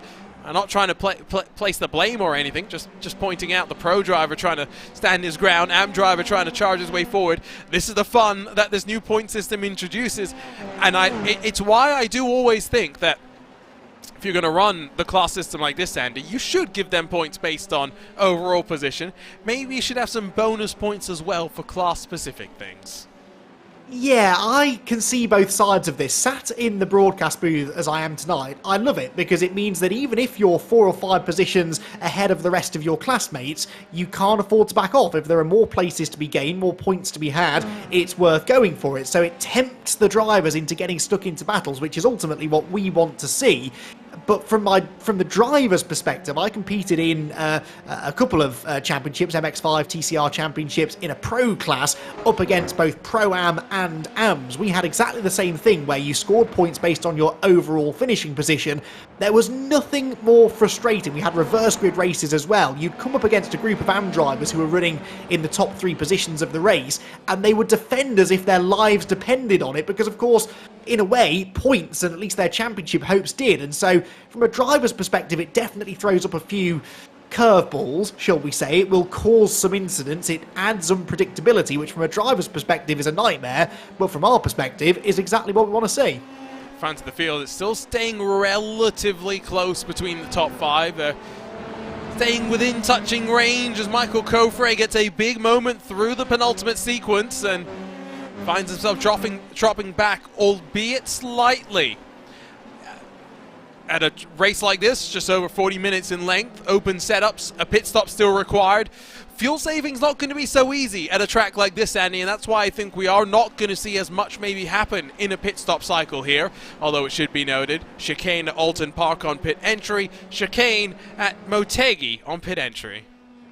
Do you know what? I was passing comment on this at Bathurst last weekend, whenever it was, the Bathurst 12 Hours, and I was making the comment there that they had one of the greatest stretches of asphalt in the world and ruined it with an overly complicated pit entry. I've now come to realise this is actually a global issue, isn't it? I think we need to start a petition to simplify pit entrances. Being a racing driver is hard enough as it is.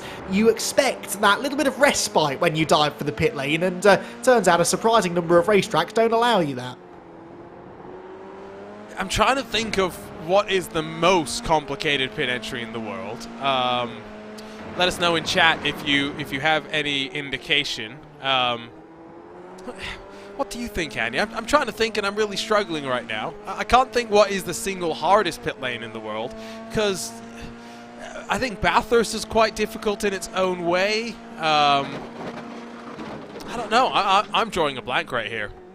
I can think of a couple of tricky pit exits. Paul Ricard is a really tricky pit exit, a simple one to drive, but it merges right onto the racing line in a braking zone at the end of a really long straight. The amount of accidents I've seen caused there by people running side by side on the track and someone suddenly popping out onto the racetrack at half their speed right in front of them, that's a bit perilous.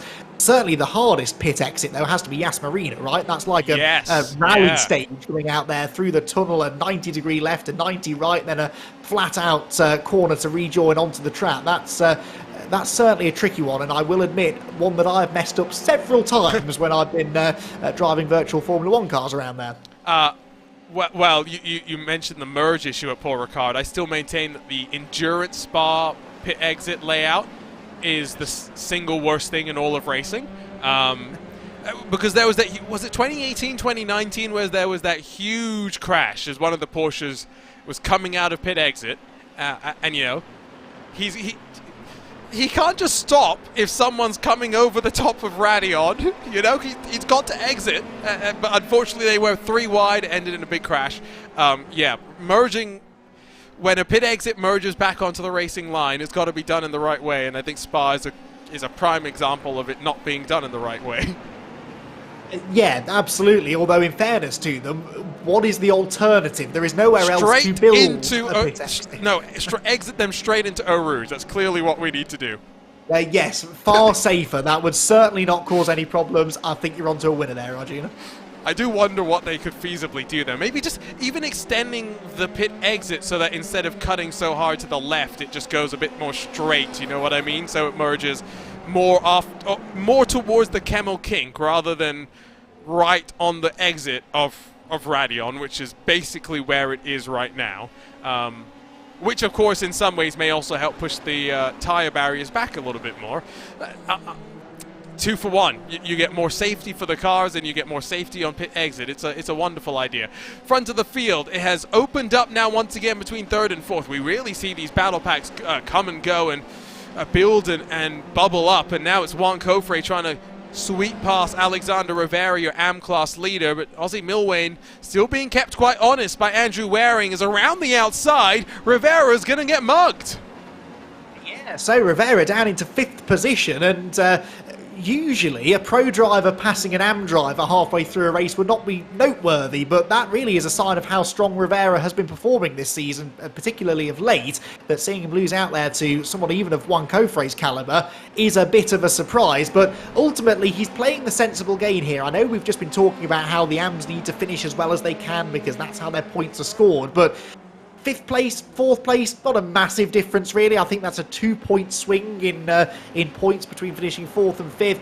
That's still plenty. He's still outscoring the rest of the AM drivers by quite some way, and outscoring those that matter in the AM Championship by even more. John Quinn, the championship leader, is 6th place in the class. Brad Miller is even further back, 18th place overall. Sergio Gonzalez-Martin we've seen off the road too. So Alexander Rivera does not need to make a big fight of this with Juan Cofre. He can sit behind him, save a bit of fuel, and who knows, maybe he'll get a chance later in the race to to try and get back into that 4th place when it's safe to do so. Dane Baird quite correctly pointing out that the reason you can't do what I want to do at the exit of pit lane at Spa is because there's a cliff on the other side of the pit exit. To which I say, just Singapore and all these other countries that found a way to conjure up land, I'm sure we can do so. We'll just dig into the checkbooks of someone. Just someone has to contribute. Yes, motorsports and issues with money, 2 things that go hand in hand. Rivera will now find himself just trying to keep on the back of Kofre, who's going to try and close a 2.5-second buffer now up the road to Michael Kofre. About 15 minutes of the race done, so plenty of time to go before we really will head into the pit stop cycle. And then it's going to be all about spending as little time as possible down on the pit lane. Haynes and San Diego side by side as they wind out of turn number 5, and they'll stay that way as they dance into turn 6. Yeah, this is one of the more interesting parts of the track, isn't it? This uphill run through the S's, plenty of grip through there, and they're both utilising that well to run wheel to wheel, and it will be Joey Haynes who fends off San Diego. Kevin comes back at him, but the next corner is a pretty sharp left-hander. That will favour the 33 car. Spin just ahead of them. Is that Sebastian Kofre? It is. Sebastian Kofre going around. The man who is second in the points will drop out of the top 10. And he's taken a trip back to pit lane, so he's not going to emerge anytime soon. Straight over to the replay machine, looping it by himself, just pushing too hard. He was running wide before he got onto the grass, but once he was off into the weeds, from there the car was never being saved.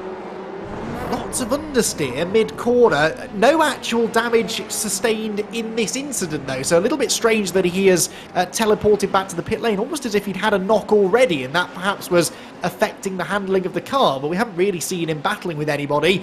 Either way, that's hugely significant. That will be his 3rd non-finish of the season, and will certainly cost him 2nd place in the championship. Well, you would think, but then Max Preston isn't going to score anything, it seems, or certainly anything meaningful out of this race either, so he might just get away with it. But Michael Kofre now in the pound seat. Even if he sits 3rd to the end of the race, he will take 30 championship points out of his nearest championship rival. With 2 races to go, that is a good position to be in. And of course, you cannot drop the final round of the championship, so it is better to get your bad luck out of your system early.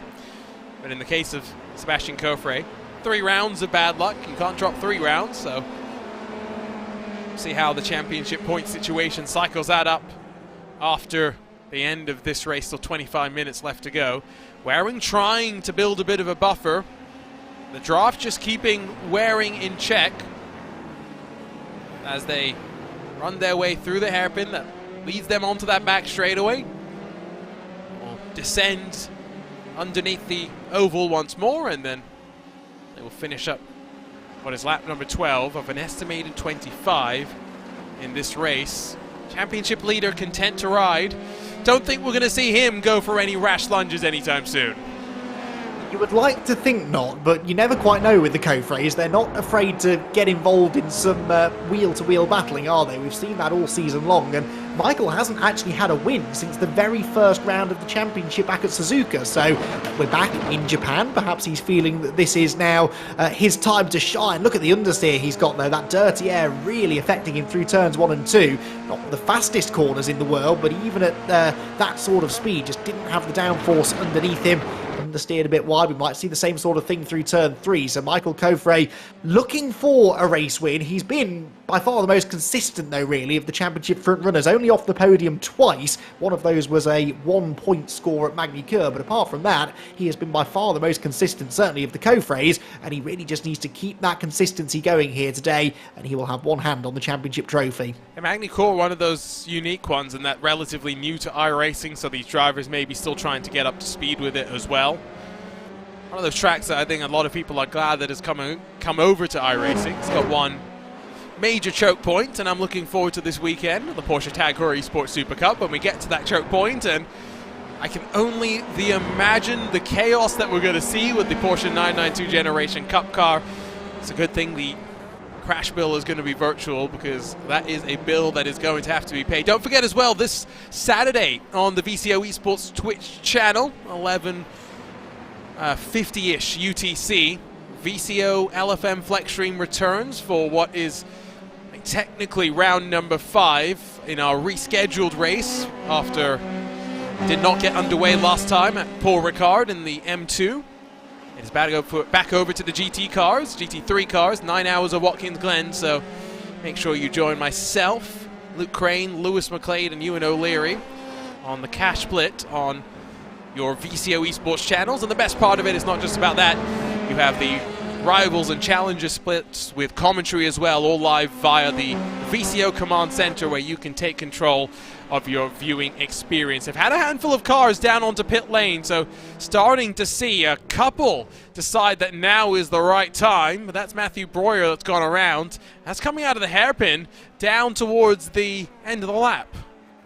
Yeah, so again, either a wheel on the grass or just a bit too aggressive with the right foot, perhaps. We've got John Quinn in the pit lane too. There is the 85 car, the rookie esports car, making its way back out onto the racetrack. A bit of a quiet race for him, really, and definitely looks as though he is set to lose some championship points in that AM battle here today. Remember, arrived here 9 points ahead of Brad Miller. That's a slightly awkward pit rejoin as well, just after we were discussing that very topic. You'd think that this one is not one of the tougher ones, but any pit exit can be tricky when you rejoin into traffic. Remember that Quinn had to come to a stop from what we could see through turn 1 due to the incidents in front, so he's been able to relatively minimize the damage, and now just trying to maybe get some clean air, and being able to do that through his navigation of the pit exit.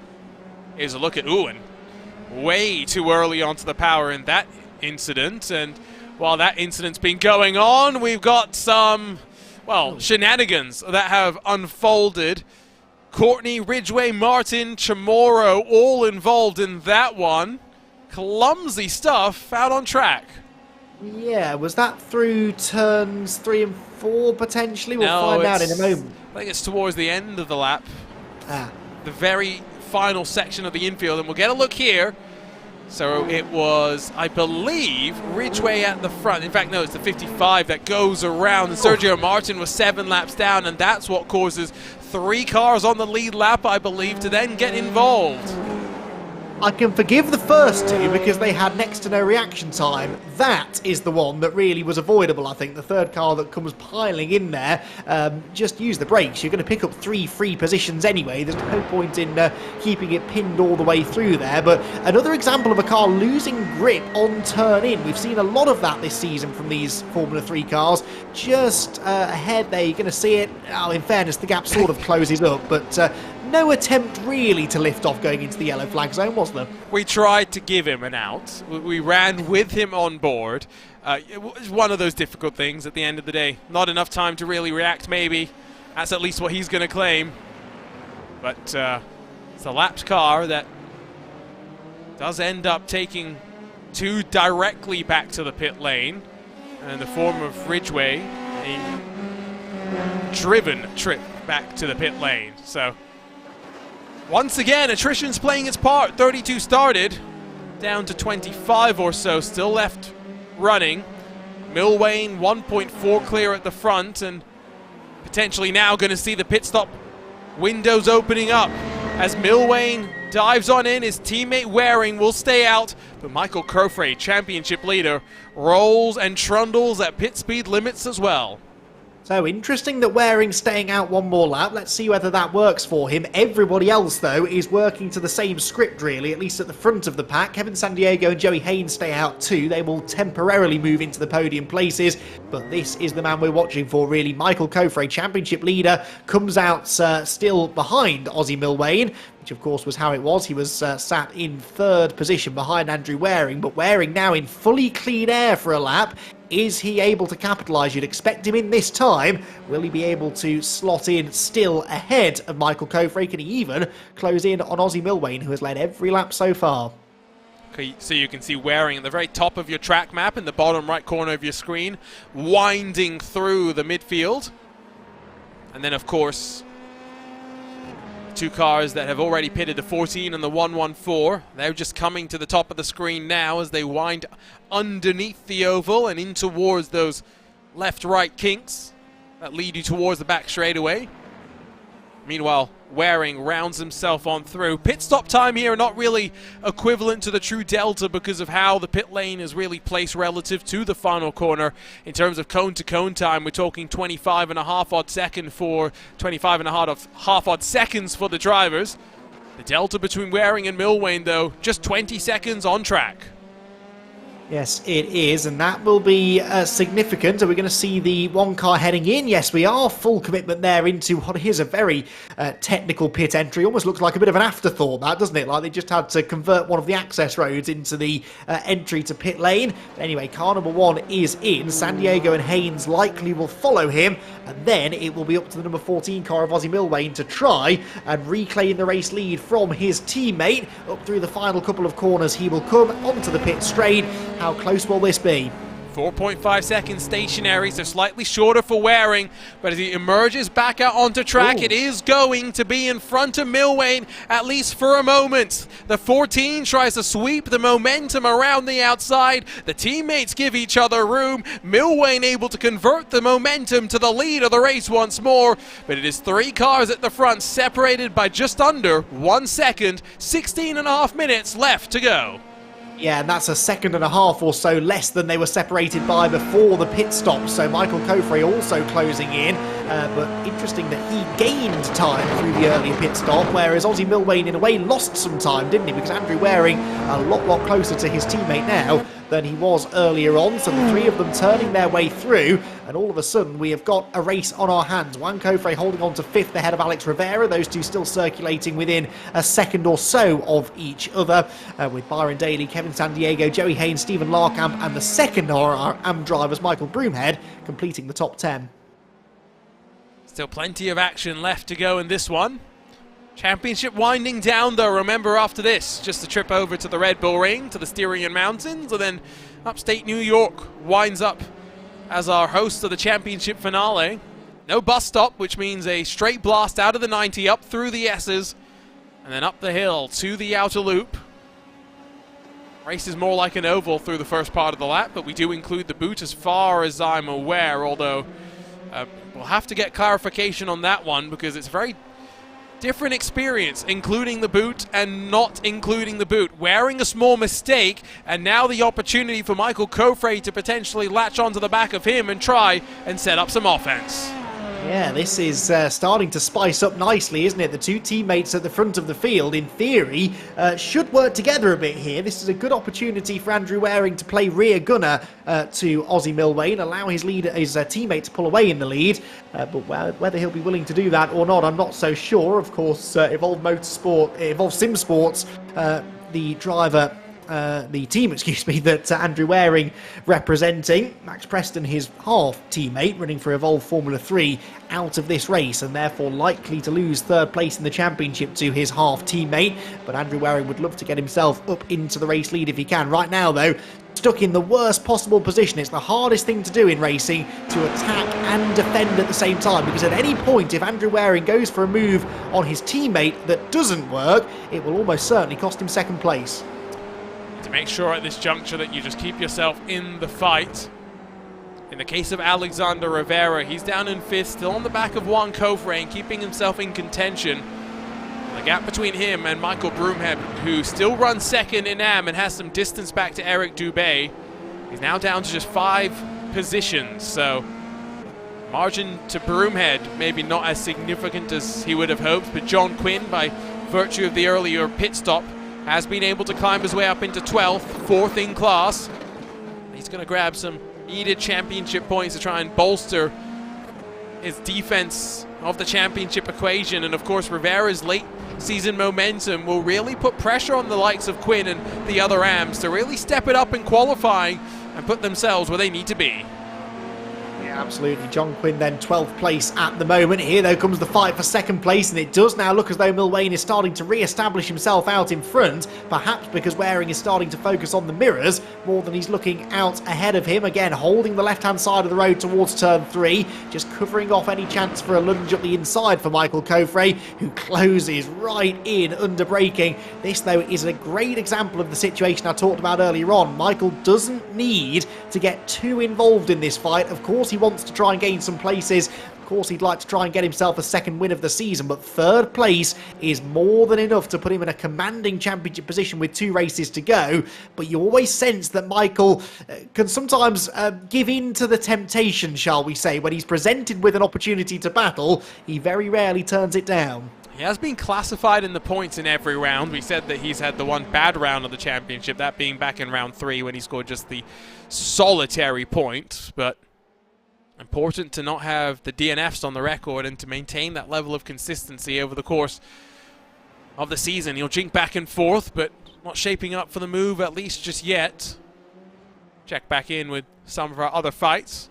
Where is Kevin Sandiego? Well, he's fighting with Joey Haynes. This for 7th and 8th overall.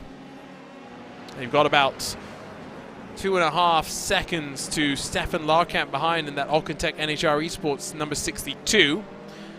About 5.5 seconds up the road to Byron Daly, so I don't really think they're too concerned, at least for the time being, about the others. It's all now about how Joey Haynes, can he use the draft to be able to slingshot his way on by? Yeah, that's what he's going to have to try and do, but we are seeing overtaking a little bit at a premium here at Motegi.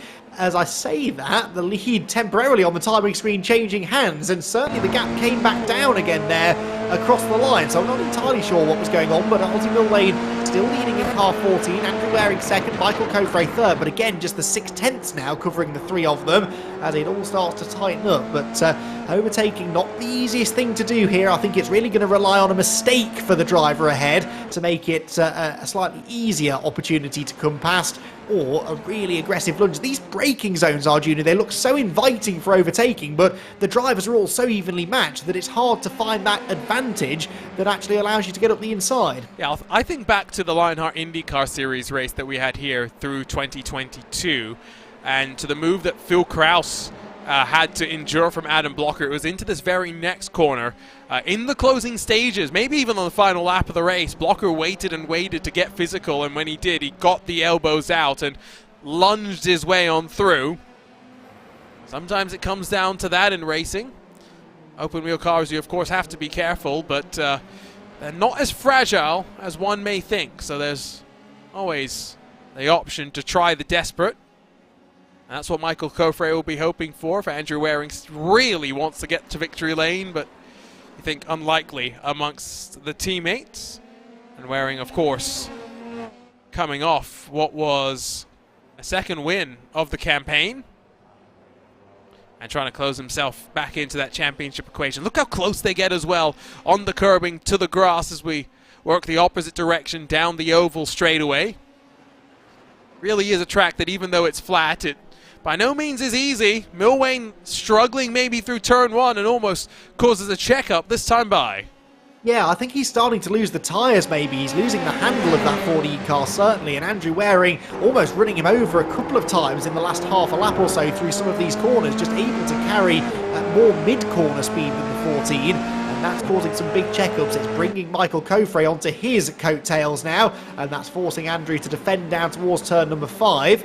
And for the time being, they will stay as they are. Certainly seems, though, that Millwane is beginning to struggle. Worth pointing out as well that Waring and Millwane are only separated by 4 points in the championship in Waring's favour, 4th and 6th respectively in the points. So no reason at all actually for them to work together too much. If Waring sees a chance to go through, he will take it, and likewise Millwane, I think if it comes to it, will throw some defensive moves out there to try and keep his teammate behind. Just 9 minutes left to defend, but I think the job is going to get harder by the lap here for our race leader.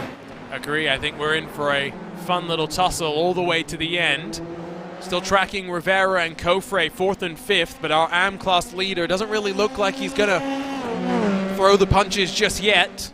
And in the fight of Sandiego and Haynes, 33 of Haynes struggling to close to the back of the 88 as they continue to fight their way down the back straightaway onto the field.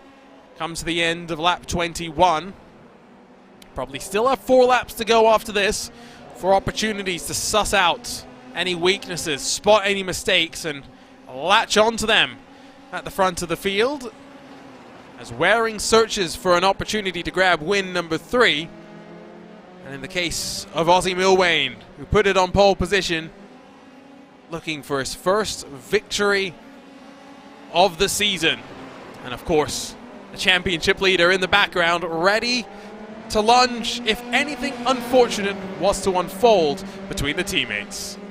Yeah, which certainly would be the nightmare scenario for the Evolve team. They'll be hoping that doesn't happen. For the second lap in a row, Waring defending into turn 5. That seems to be the one part of the track where he is vulnerable. Doesn't come off 3 and 4 as well as the cars around him. And Michael Coffray, for the last couple of laps, has forced him to move to the right slightly to cover the inside line. But then it's really single file again through this next sequence of corners, climbing uphill all the time. Right on board now with the second place driver, Andrew Waring. Stares at the gearbox of the race leader Ozzy Milwain. The left-hander may head. Just a quick point on the AMs, by the way. I've just been doing some very quick maths, and I reckon we're looking now at Alex Rivera being within 2 or 3 points of John Quinn as it stands. So unless John Quinn can gain any more places, which looks unlikely, he is going to have a really hard job maintaining that class championship lead heading into the penultimate round in a week's time. Yeah, Rivera finding his momentum and finding it when he needs it. Definitely one of those drivers looking to step up to the pros maybe in Season 2 that will kick off in about a month's time. Sign-ups open. Check out the Precision Racing League website and social medias for more information. Waring, feeling the pressure increasingly, drops outside of the 1 second bubble for a moment in this fight for 1, 2 and 3. Coffray not close enough to lunge, but he'll look and fade and put the question in the mind of Waring. Almost runs into the back, but they make it work through 1 and 2. And suddenly that gap starts to grow first to second. It was nearly a 1 second advantage for Ozzy Milwain through 1 and 2 that time. Look at Michael Coffray lunging up towards the rear wing of the number 1 car. Waring starting to get distracted, and this is the part of the track where Coffray has looked strong. A good exit from turn 4, decent slipstream down the hill. Does he lunge to the inside at 5? No, chooses not to on this occasion, but the more they squabble like this, the better it looks for Ozzy Milwain out in front. Still within drafting range, and you caught a glimpse of it.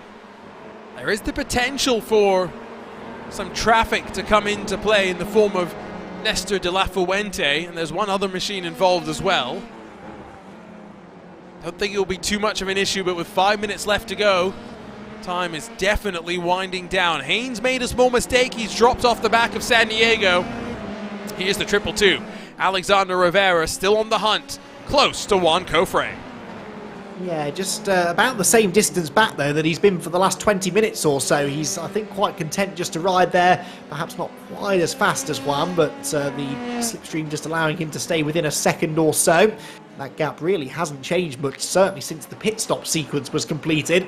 Alexander Rivera for 5th position in this race would pick up 26 championship points. John Quinn down in 12 would pick up 19. So he's gained a couple of positions actually since I did those calculations a little while ago, and would now be only losing the 7 points, and he came into this race, I'll just remind myself, 15 ahead of Rivera, so the gap will halve, but actually Quinn feeling a bit more comfortable maybe now about the point situation than he was 10 minutes ago. And I guess the 2 races that we've got coming up next are less technique-driven tracks, even though they are going to require skill under brakes. It's going to be more about placing your car at the right time, using the draft effectively, and managing when you come down to pit lane. So looking forward to closing out the championship. Starting off with our trip over to the Red Bull Ring in 7 days' time for what will be another fun doubleheader of the open wheel action. Lap traffic, indeed, not a concern, at least initially. Still 1 car to dispatch with as we wind towards the final lap of the race. Milwain still comfortably clear of Waring. Mirrors still full. We haven't seen Waring be close enough to make a lunge, and equally Michael Coffray not getting close enough onto the back of 2nd place to really challenge to work his way forward. It's looking pretty stable as we wind through these corners for the penultimate time. Yeah, just a bit of a stalemate situation, isn't it, really? We saw in qualifying how equally matched these 3 drivers were. They're continuing that lap after lap after lap. One lap, it may be that Milwain makes a small mistake and Waring closes in, but then as soon as he closes on the leader, he has to start looking in his mirrors at what Michael Kofre is doing behind. The one thing that could change things is a bit of lap traffic that they will catch potentially through the last couple of corners. This is the worst part of the track to catch a slower car, and Ozzy Milwain just about manages to get through the final chicane quickly enough that he's not under any threat down the pit straight. The back marker does a good job of getting out of the way, and from there it should be clear sailing now. 1 lap to go, no traffic on the horizon. Ozzy Milwain just needs to make sure he doesn't put a foot wrong, and he could be on course for his first victory of the season. Yeah, final lap of the race, and what's been a foggy day here at Motegi. Not unusual here in the iRacing world. 2 tracks where we tend to see it are here at Motegi, and then of course over at the Nordschleife on occasion as well. Always makes it difficult for us on broadcasts. You get a great look at some of the cars as we focus in up close on them. We focus this battle for the lead for the vast majority of the second part of the race, mainly because the likes of Rivera not able to get onto the back of Juan Cofre. Haynes dropping backwards from Kevin Sandiego, and even though John Quinn has closed on the 87 of Eric Dubé, it's coming a little bit too little, too late. Front of the field though, Milwain absorbing the pressure, now just has to get through the next couple of braking zones without any issues. Yeah, absolutely. It's been a brilliant drive, this, from Ozzy Milwain. Came under a bit of threat immediately after the pit stops. That bit of a drift off the hairpin will not have done his rear tyres any good. And does that now give Andrew Waring one last chance to at least apply the pressure down the hill here into what is arguably the best overtaking opportunity on the circuit? He peaks to the inside line, but Ozzy Milwain, I think, is finally going to get that first win on the season. It's going to be an Evolve SimSport 1-2 here in the land of the rising sun. The sun not here to greet Ozzy Milwain at the line, but it is the 14 that goes from pole to victory lane in the Precision Racing League Formula 3 Series. Round number 8 here at the Mobility Resort Motegi. A tense little tussle at the top, but Milwain, Waring, Cofre not really choosing to fight too hard, electing to run themselves to the line. No changes across of them, but Juan Cofre comes across the line in front of Alexander Rivera. Another standout performance from our AM class winner, 5th overall. Yeah, absolutely brilliant performance that from him. That will be his 3rd top 5 finish of the season so far. He's making a habit of this now, and as we've said, marching closer and closer and closer by the race to championship leader John Quinn, who will come home just off the podium, but made a real run there at Eric Dubé on the final lap, only 3/10 back at the flag, and another lap may well have been able to get himself one more position and an extra crucial championship point. That AM title battle now, I suspect, is where most of the interest will lie from a championship perspective going into the final 2 weeks, with Michael Cofre really establishing himself out in front in the pro class. Absolutely, I think we're in for a fun little squabble if Rivera can continue this momentum that he seems to have been able to find. So wait for one final car to come across the line. Tyler Pierre Richards, but a handful still celebrating as the rest of the field across the line and done for the night. Just 2 rounds left to go of the championship, and another season of the Precision Racing League winds to a close. Let's run you down through your unofficial race results and confirm that Ozzy Milwain finds himself at the front of the Evolve SimSports 1 and 2, with Andrew Waring and Michael Cofre completing the podium positions, 1 second separating them at the line. Juan Cofre able to grab 4th in front of Alexander Rivera, the best of the AMs, with Byron Daly, Kevin Sandiego, Joey Haynes, and Stefan Larkamp through the top 9. Michael Broomhead, then 2nd AM, finishes in 10th, able to get closer to Rivera through the course of the race. Dubé and Quinn 11th and 12th, with the AM class championship leader coming across the line. Only about 3/10 behind the number 87, Dave Peterson 13th, with Roberto Cofre, a pro car, mixed amongst the AMs, in 14th. Miller Smith 15th and 16th, with Ridgway involved in a couple of incidents out on track, dropping to 17th with Thurman and Carter as the final car scored on the leading lap. Matthew Broyers classified as 1 lap down in 20th position, in front though of Richard Swindell's also 1 lap down, with De La Fuente, Myers and Pierre Richards getting to the line, albeit 5 laps down. Before we get to the retirees, Ray Courtney, Chamorro, Cofre, Martin and Preston and Ritters find themselves amongst the top 30 with Negret and Miles through the top 32. We'll see if we can cycle our way through some post-race interviews, and, well, I'll leave, hopefully, Andy McEwen along with Ozzy Milwain victorious in Twin Ring Motegi. Yeah, that's right, our junior Ozzy Milwain joins us now in the commentary box. And Ozzy, not only your first podium finish of the season, but you've jumped straight to the top step as well. You really had to work for that. There may have been a teammate filling your mirrors, but there was never a moment to relax there.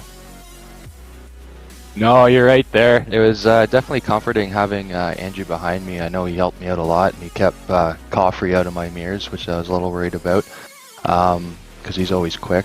But yeah, I was really struggling to get on the podium this whole season. A few fourths, but yeah, straight to the top. So there was a little bit of a pact, was there, then, between yourself and Andrew, that he was going to defend for you? We were mentioning you two quite close on points. Is there not a little bit of a rivalry there, maybe, to try and beat your teammate in the championship? Yeah, there always is. We look at the team's points too, so we did well there. But yeah, we weren't really talking too much on the radio. We were just kind of running our race and doing our thing. Worked really well for you in the end, managing to get that first race victory. And often we find that drivers, when they do get that first win on the season, they're able to really build some momentum over the next few races. Just the 2 races to go in this championship. How confident are you, looking at the final 2 circuits at Red Bull Ring and Watkins Glen, that you can maybe get a second or third win on the season? Yeah, I'm looking forward to them. I love those tracks. So yeah, we'll get testing, and we'll try and finish off strong. Sounds like a plan, Ozzy Milwain. Huge congratulations on the race win. Anyone you'd like to thank whilst you're up here with us? Yeah, thanks a lot, guys. You guys, obviously, for doing the broadcast. All my teammates for putting in the work. And all our fans that watch, Tracy and my dad, Rob. And that's about it. Yeah, there's always a lot of support for Team Evolve in the YouTube chat, and Ozzy Milwain and the rest of the drivers, I'm sure, appreciating that. Right, on to our AM class then, where we are seeing the championship battle tighten up very, very nicely, because one driver has been on a real run of momentum. He was the only driver coming into tonight to have more than 1 class victory, and Alex Rivera has now claimed his 3rd of the season, your 2nd win in a row, to close to within, we think, 6 or 7 points of the championship lead. This is all starting to come good right when it matters, isn't it? Yeah, absolutely. I think I told you last week, but I knew I had the pace as long as I kept it clean, and that's exactly what I did this week, so yeah, well done to everybody. What is it, do you think, then, that's changed, if anything, over the second half of the season? You had a class win in the second race of the season, but then a couple of non-finishes, a race where you maybe didn't score all that well. Has there been something that you personally have started doing differently over the last couple of weeks that is yielding these stronger results? A little bit. I think part of it is I'm definitely driving better. I'm qualifying the car in a little bit better position, making less mistakes. And that's kind of putting me in less danger zones. But also, I feel more confident in this series now. At the first couple of races, I was coming into it really nervous, and I made 1 nervous mistake in this race, and it cost me 4th, unfortunately. But I'm feeling a lot more confident now, and working with John and Matt and everybody from Rookie Esports, it's just growing my confidence, and I think I can demonstrate what I'm capable of. That growth in confidence is going to come in handy, I think, over the next 2 weeks, because after a run of quite technical tracks over the last few weeks, we now head to Red Bull Ring and then the Watkins Glen circuit, minus the chicane, lots of slipstreaming, side-by-side action, and you AM drivers especially, I think, are going to be put in a position where you have to get stuck into some of that racing. Are you looking forward to that, or does that make you a little bit nervous? Honestly, I'm nervous, not for the racing, because Red Bull Ring is not one of my strong tracks. I'm actually looking forward to the racing. I think especially with the AM drivers, all season we've been in a spot where we've had to fight for it and just minimize mistakes, so I'm looking forward to it. We are looking forward to watching it as well. Alex Rivera, congratulations on that 3rd class victory. Moves you 1 step closer to the championship lead now. We'll see you again next week. Thank you, thank you. So our class winners then very happy at the end of that. A first win of the season for Aussie Milwain even overall, and a third AM class victory for Alex Rivera. And that is going to be a really close championship battle. Can't wait to see what happens. And of course, like you were talking about after this, it's a trip over to the Styrian Mountains to the Red Bull Ring, where the racing's going to be fast, it's going to be furious, and I'm sure we're going to see some major drafting action. And that's going to come, of course, on the heels of the Formula 4 race, which have just gone to America's National Park of Speed, Road America. So next Thursday, a real draft racing affair here on RaceSpotTV. Absolutely, as if we hadn't had enough drafting action here on iRacing over the last week or so. Red Bull Ring, as you can see, February 23rd, and then that all-important championship decider at Watkins Glen. As we've said, you can't count that final round as a dropped score, so those who are leading their championships respectively, they will want to go into that round with as large an advantage as they can, and that makes the events of next week races even more important.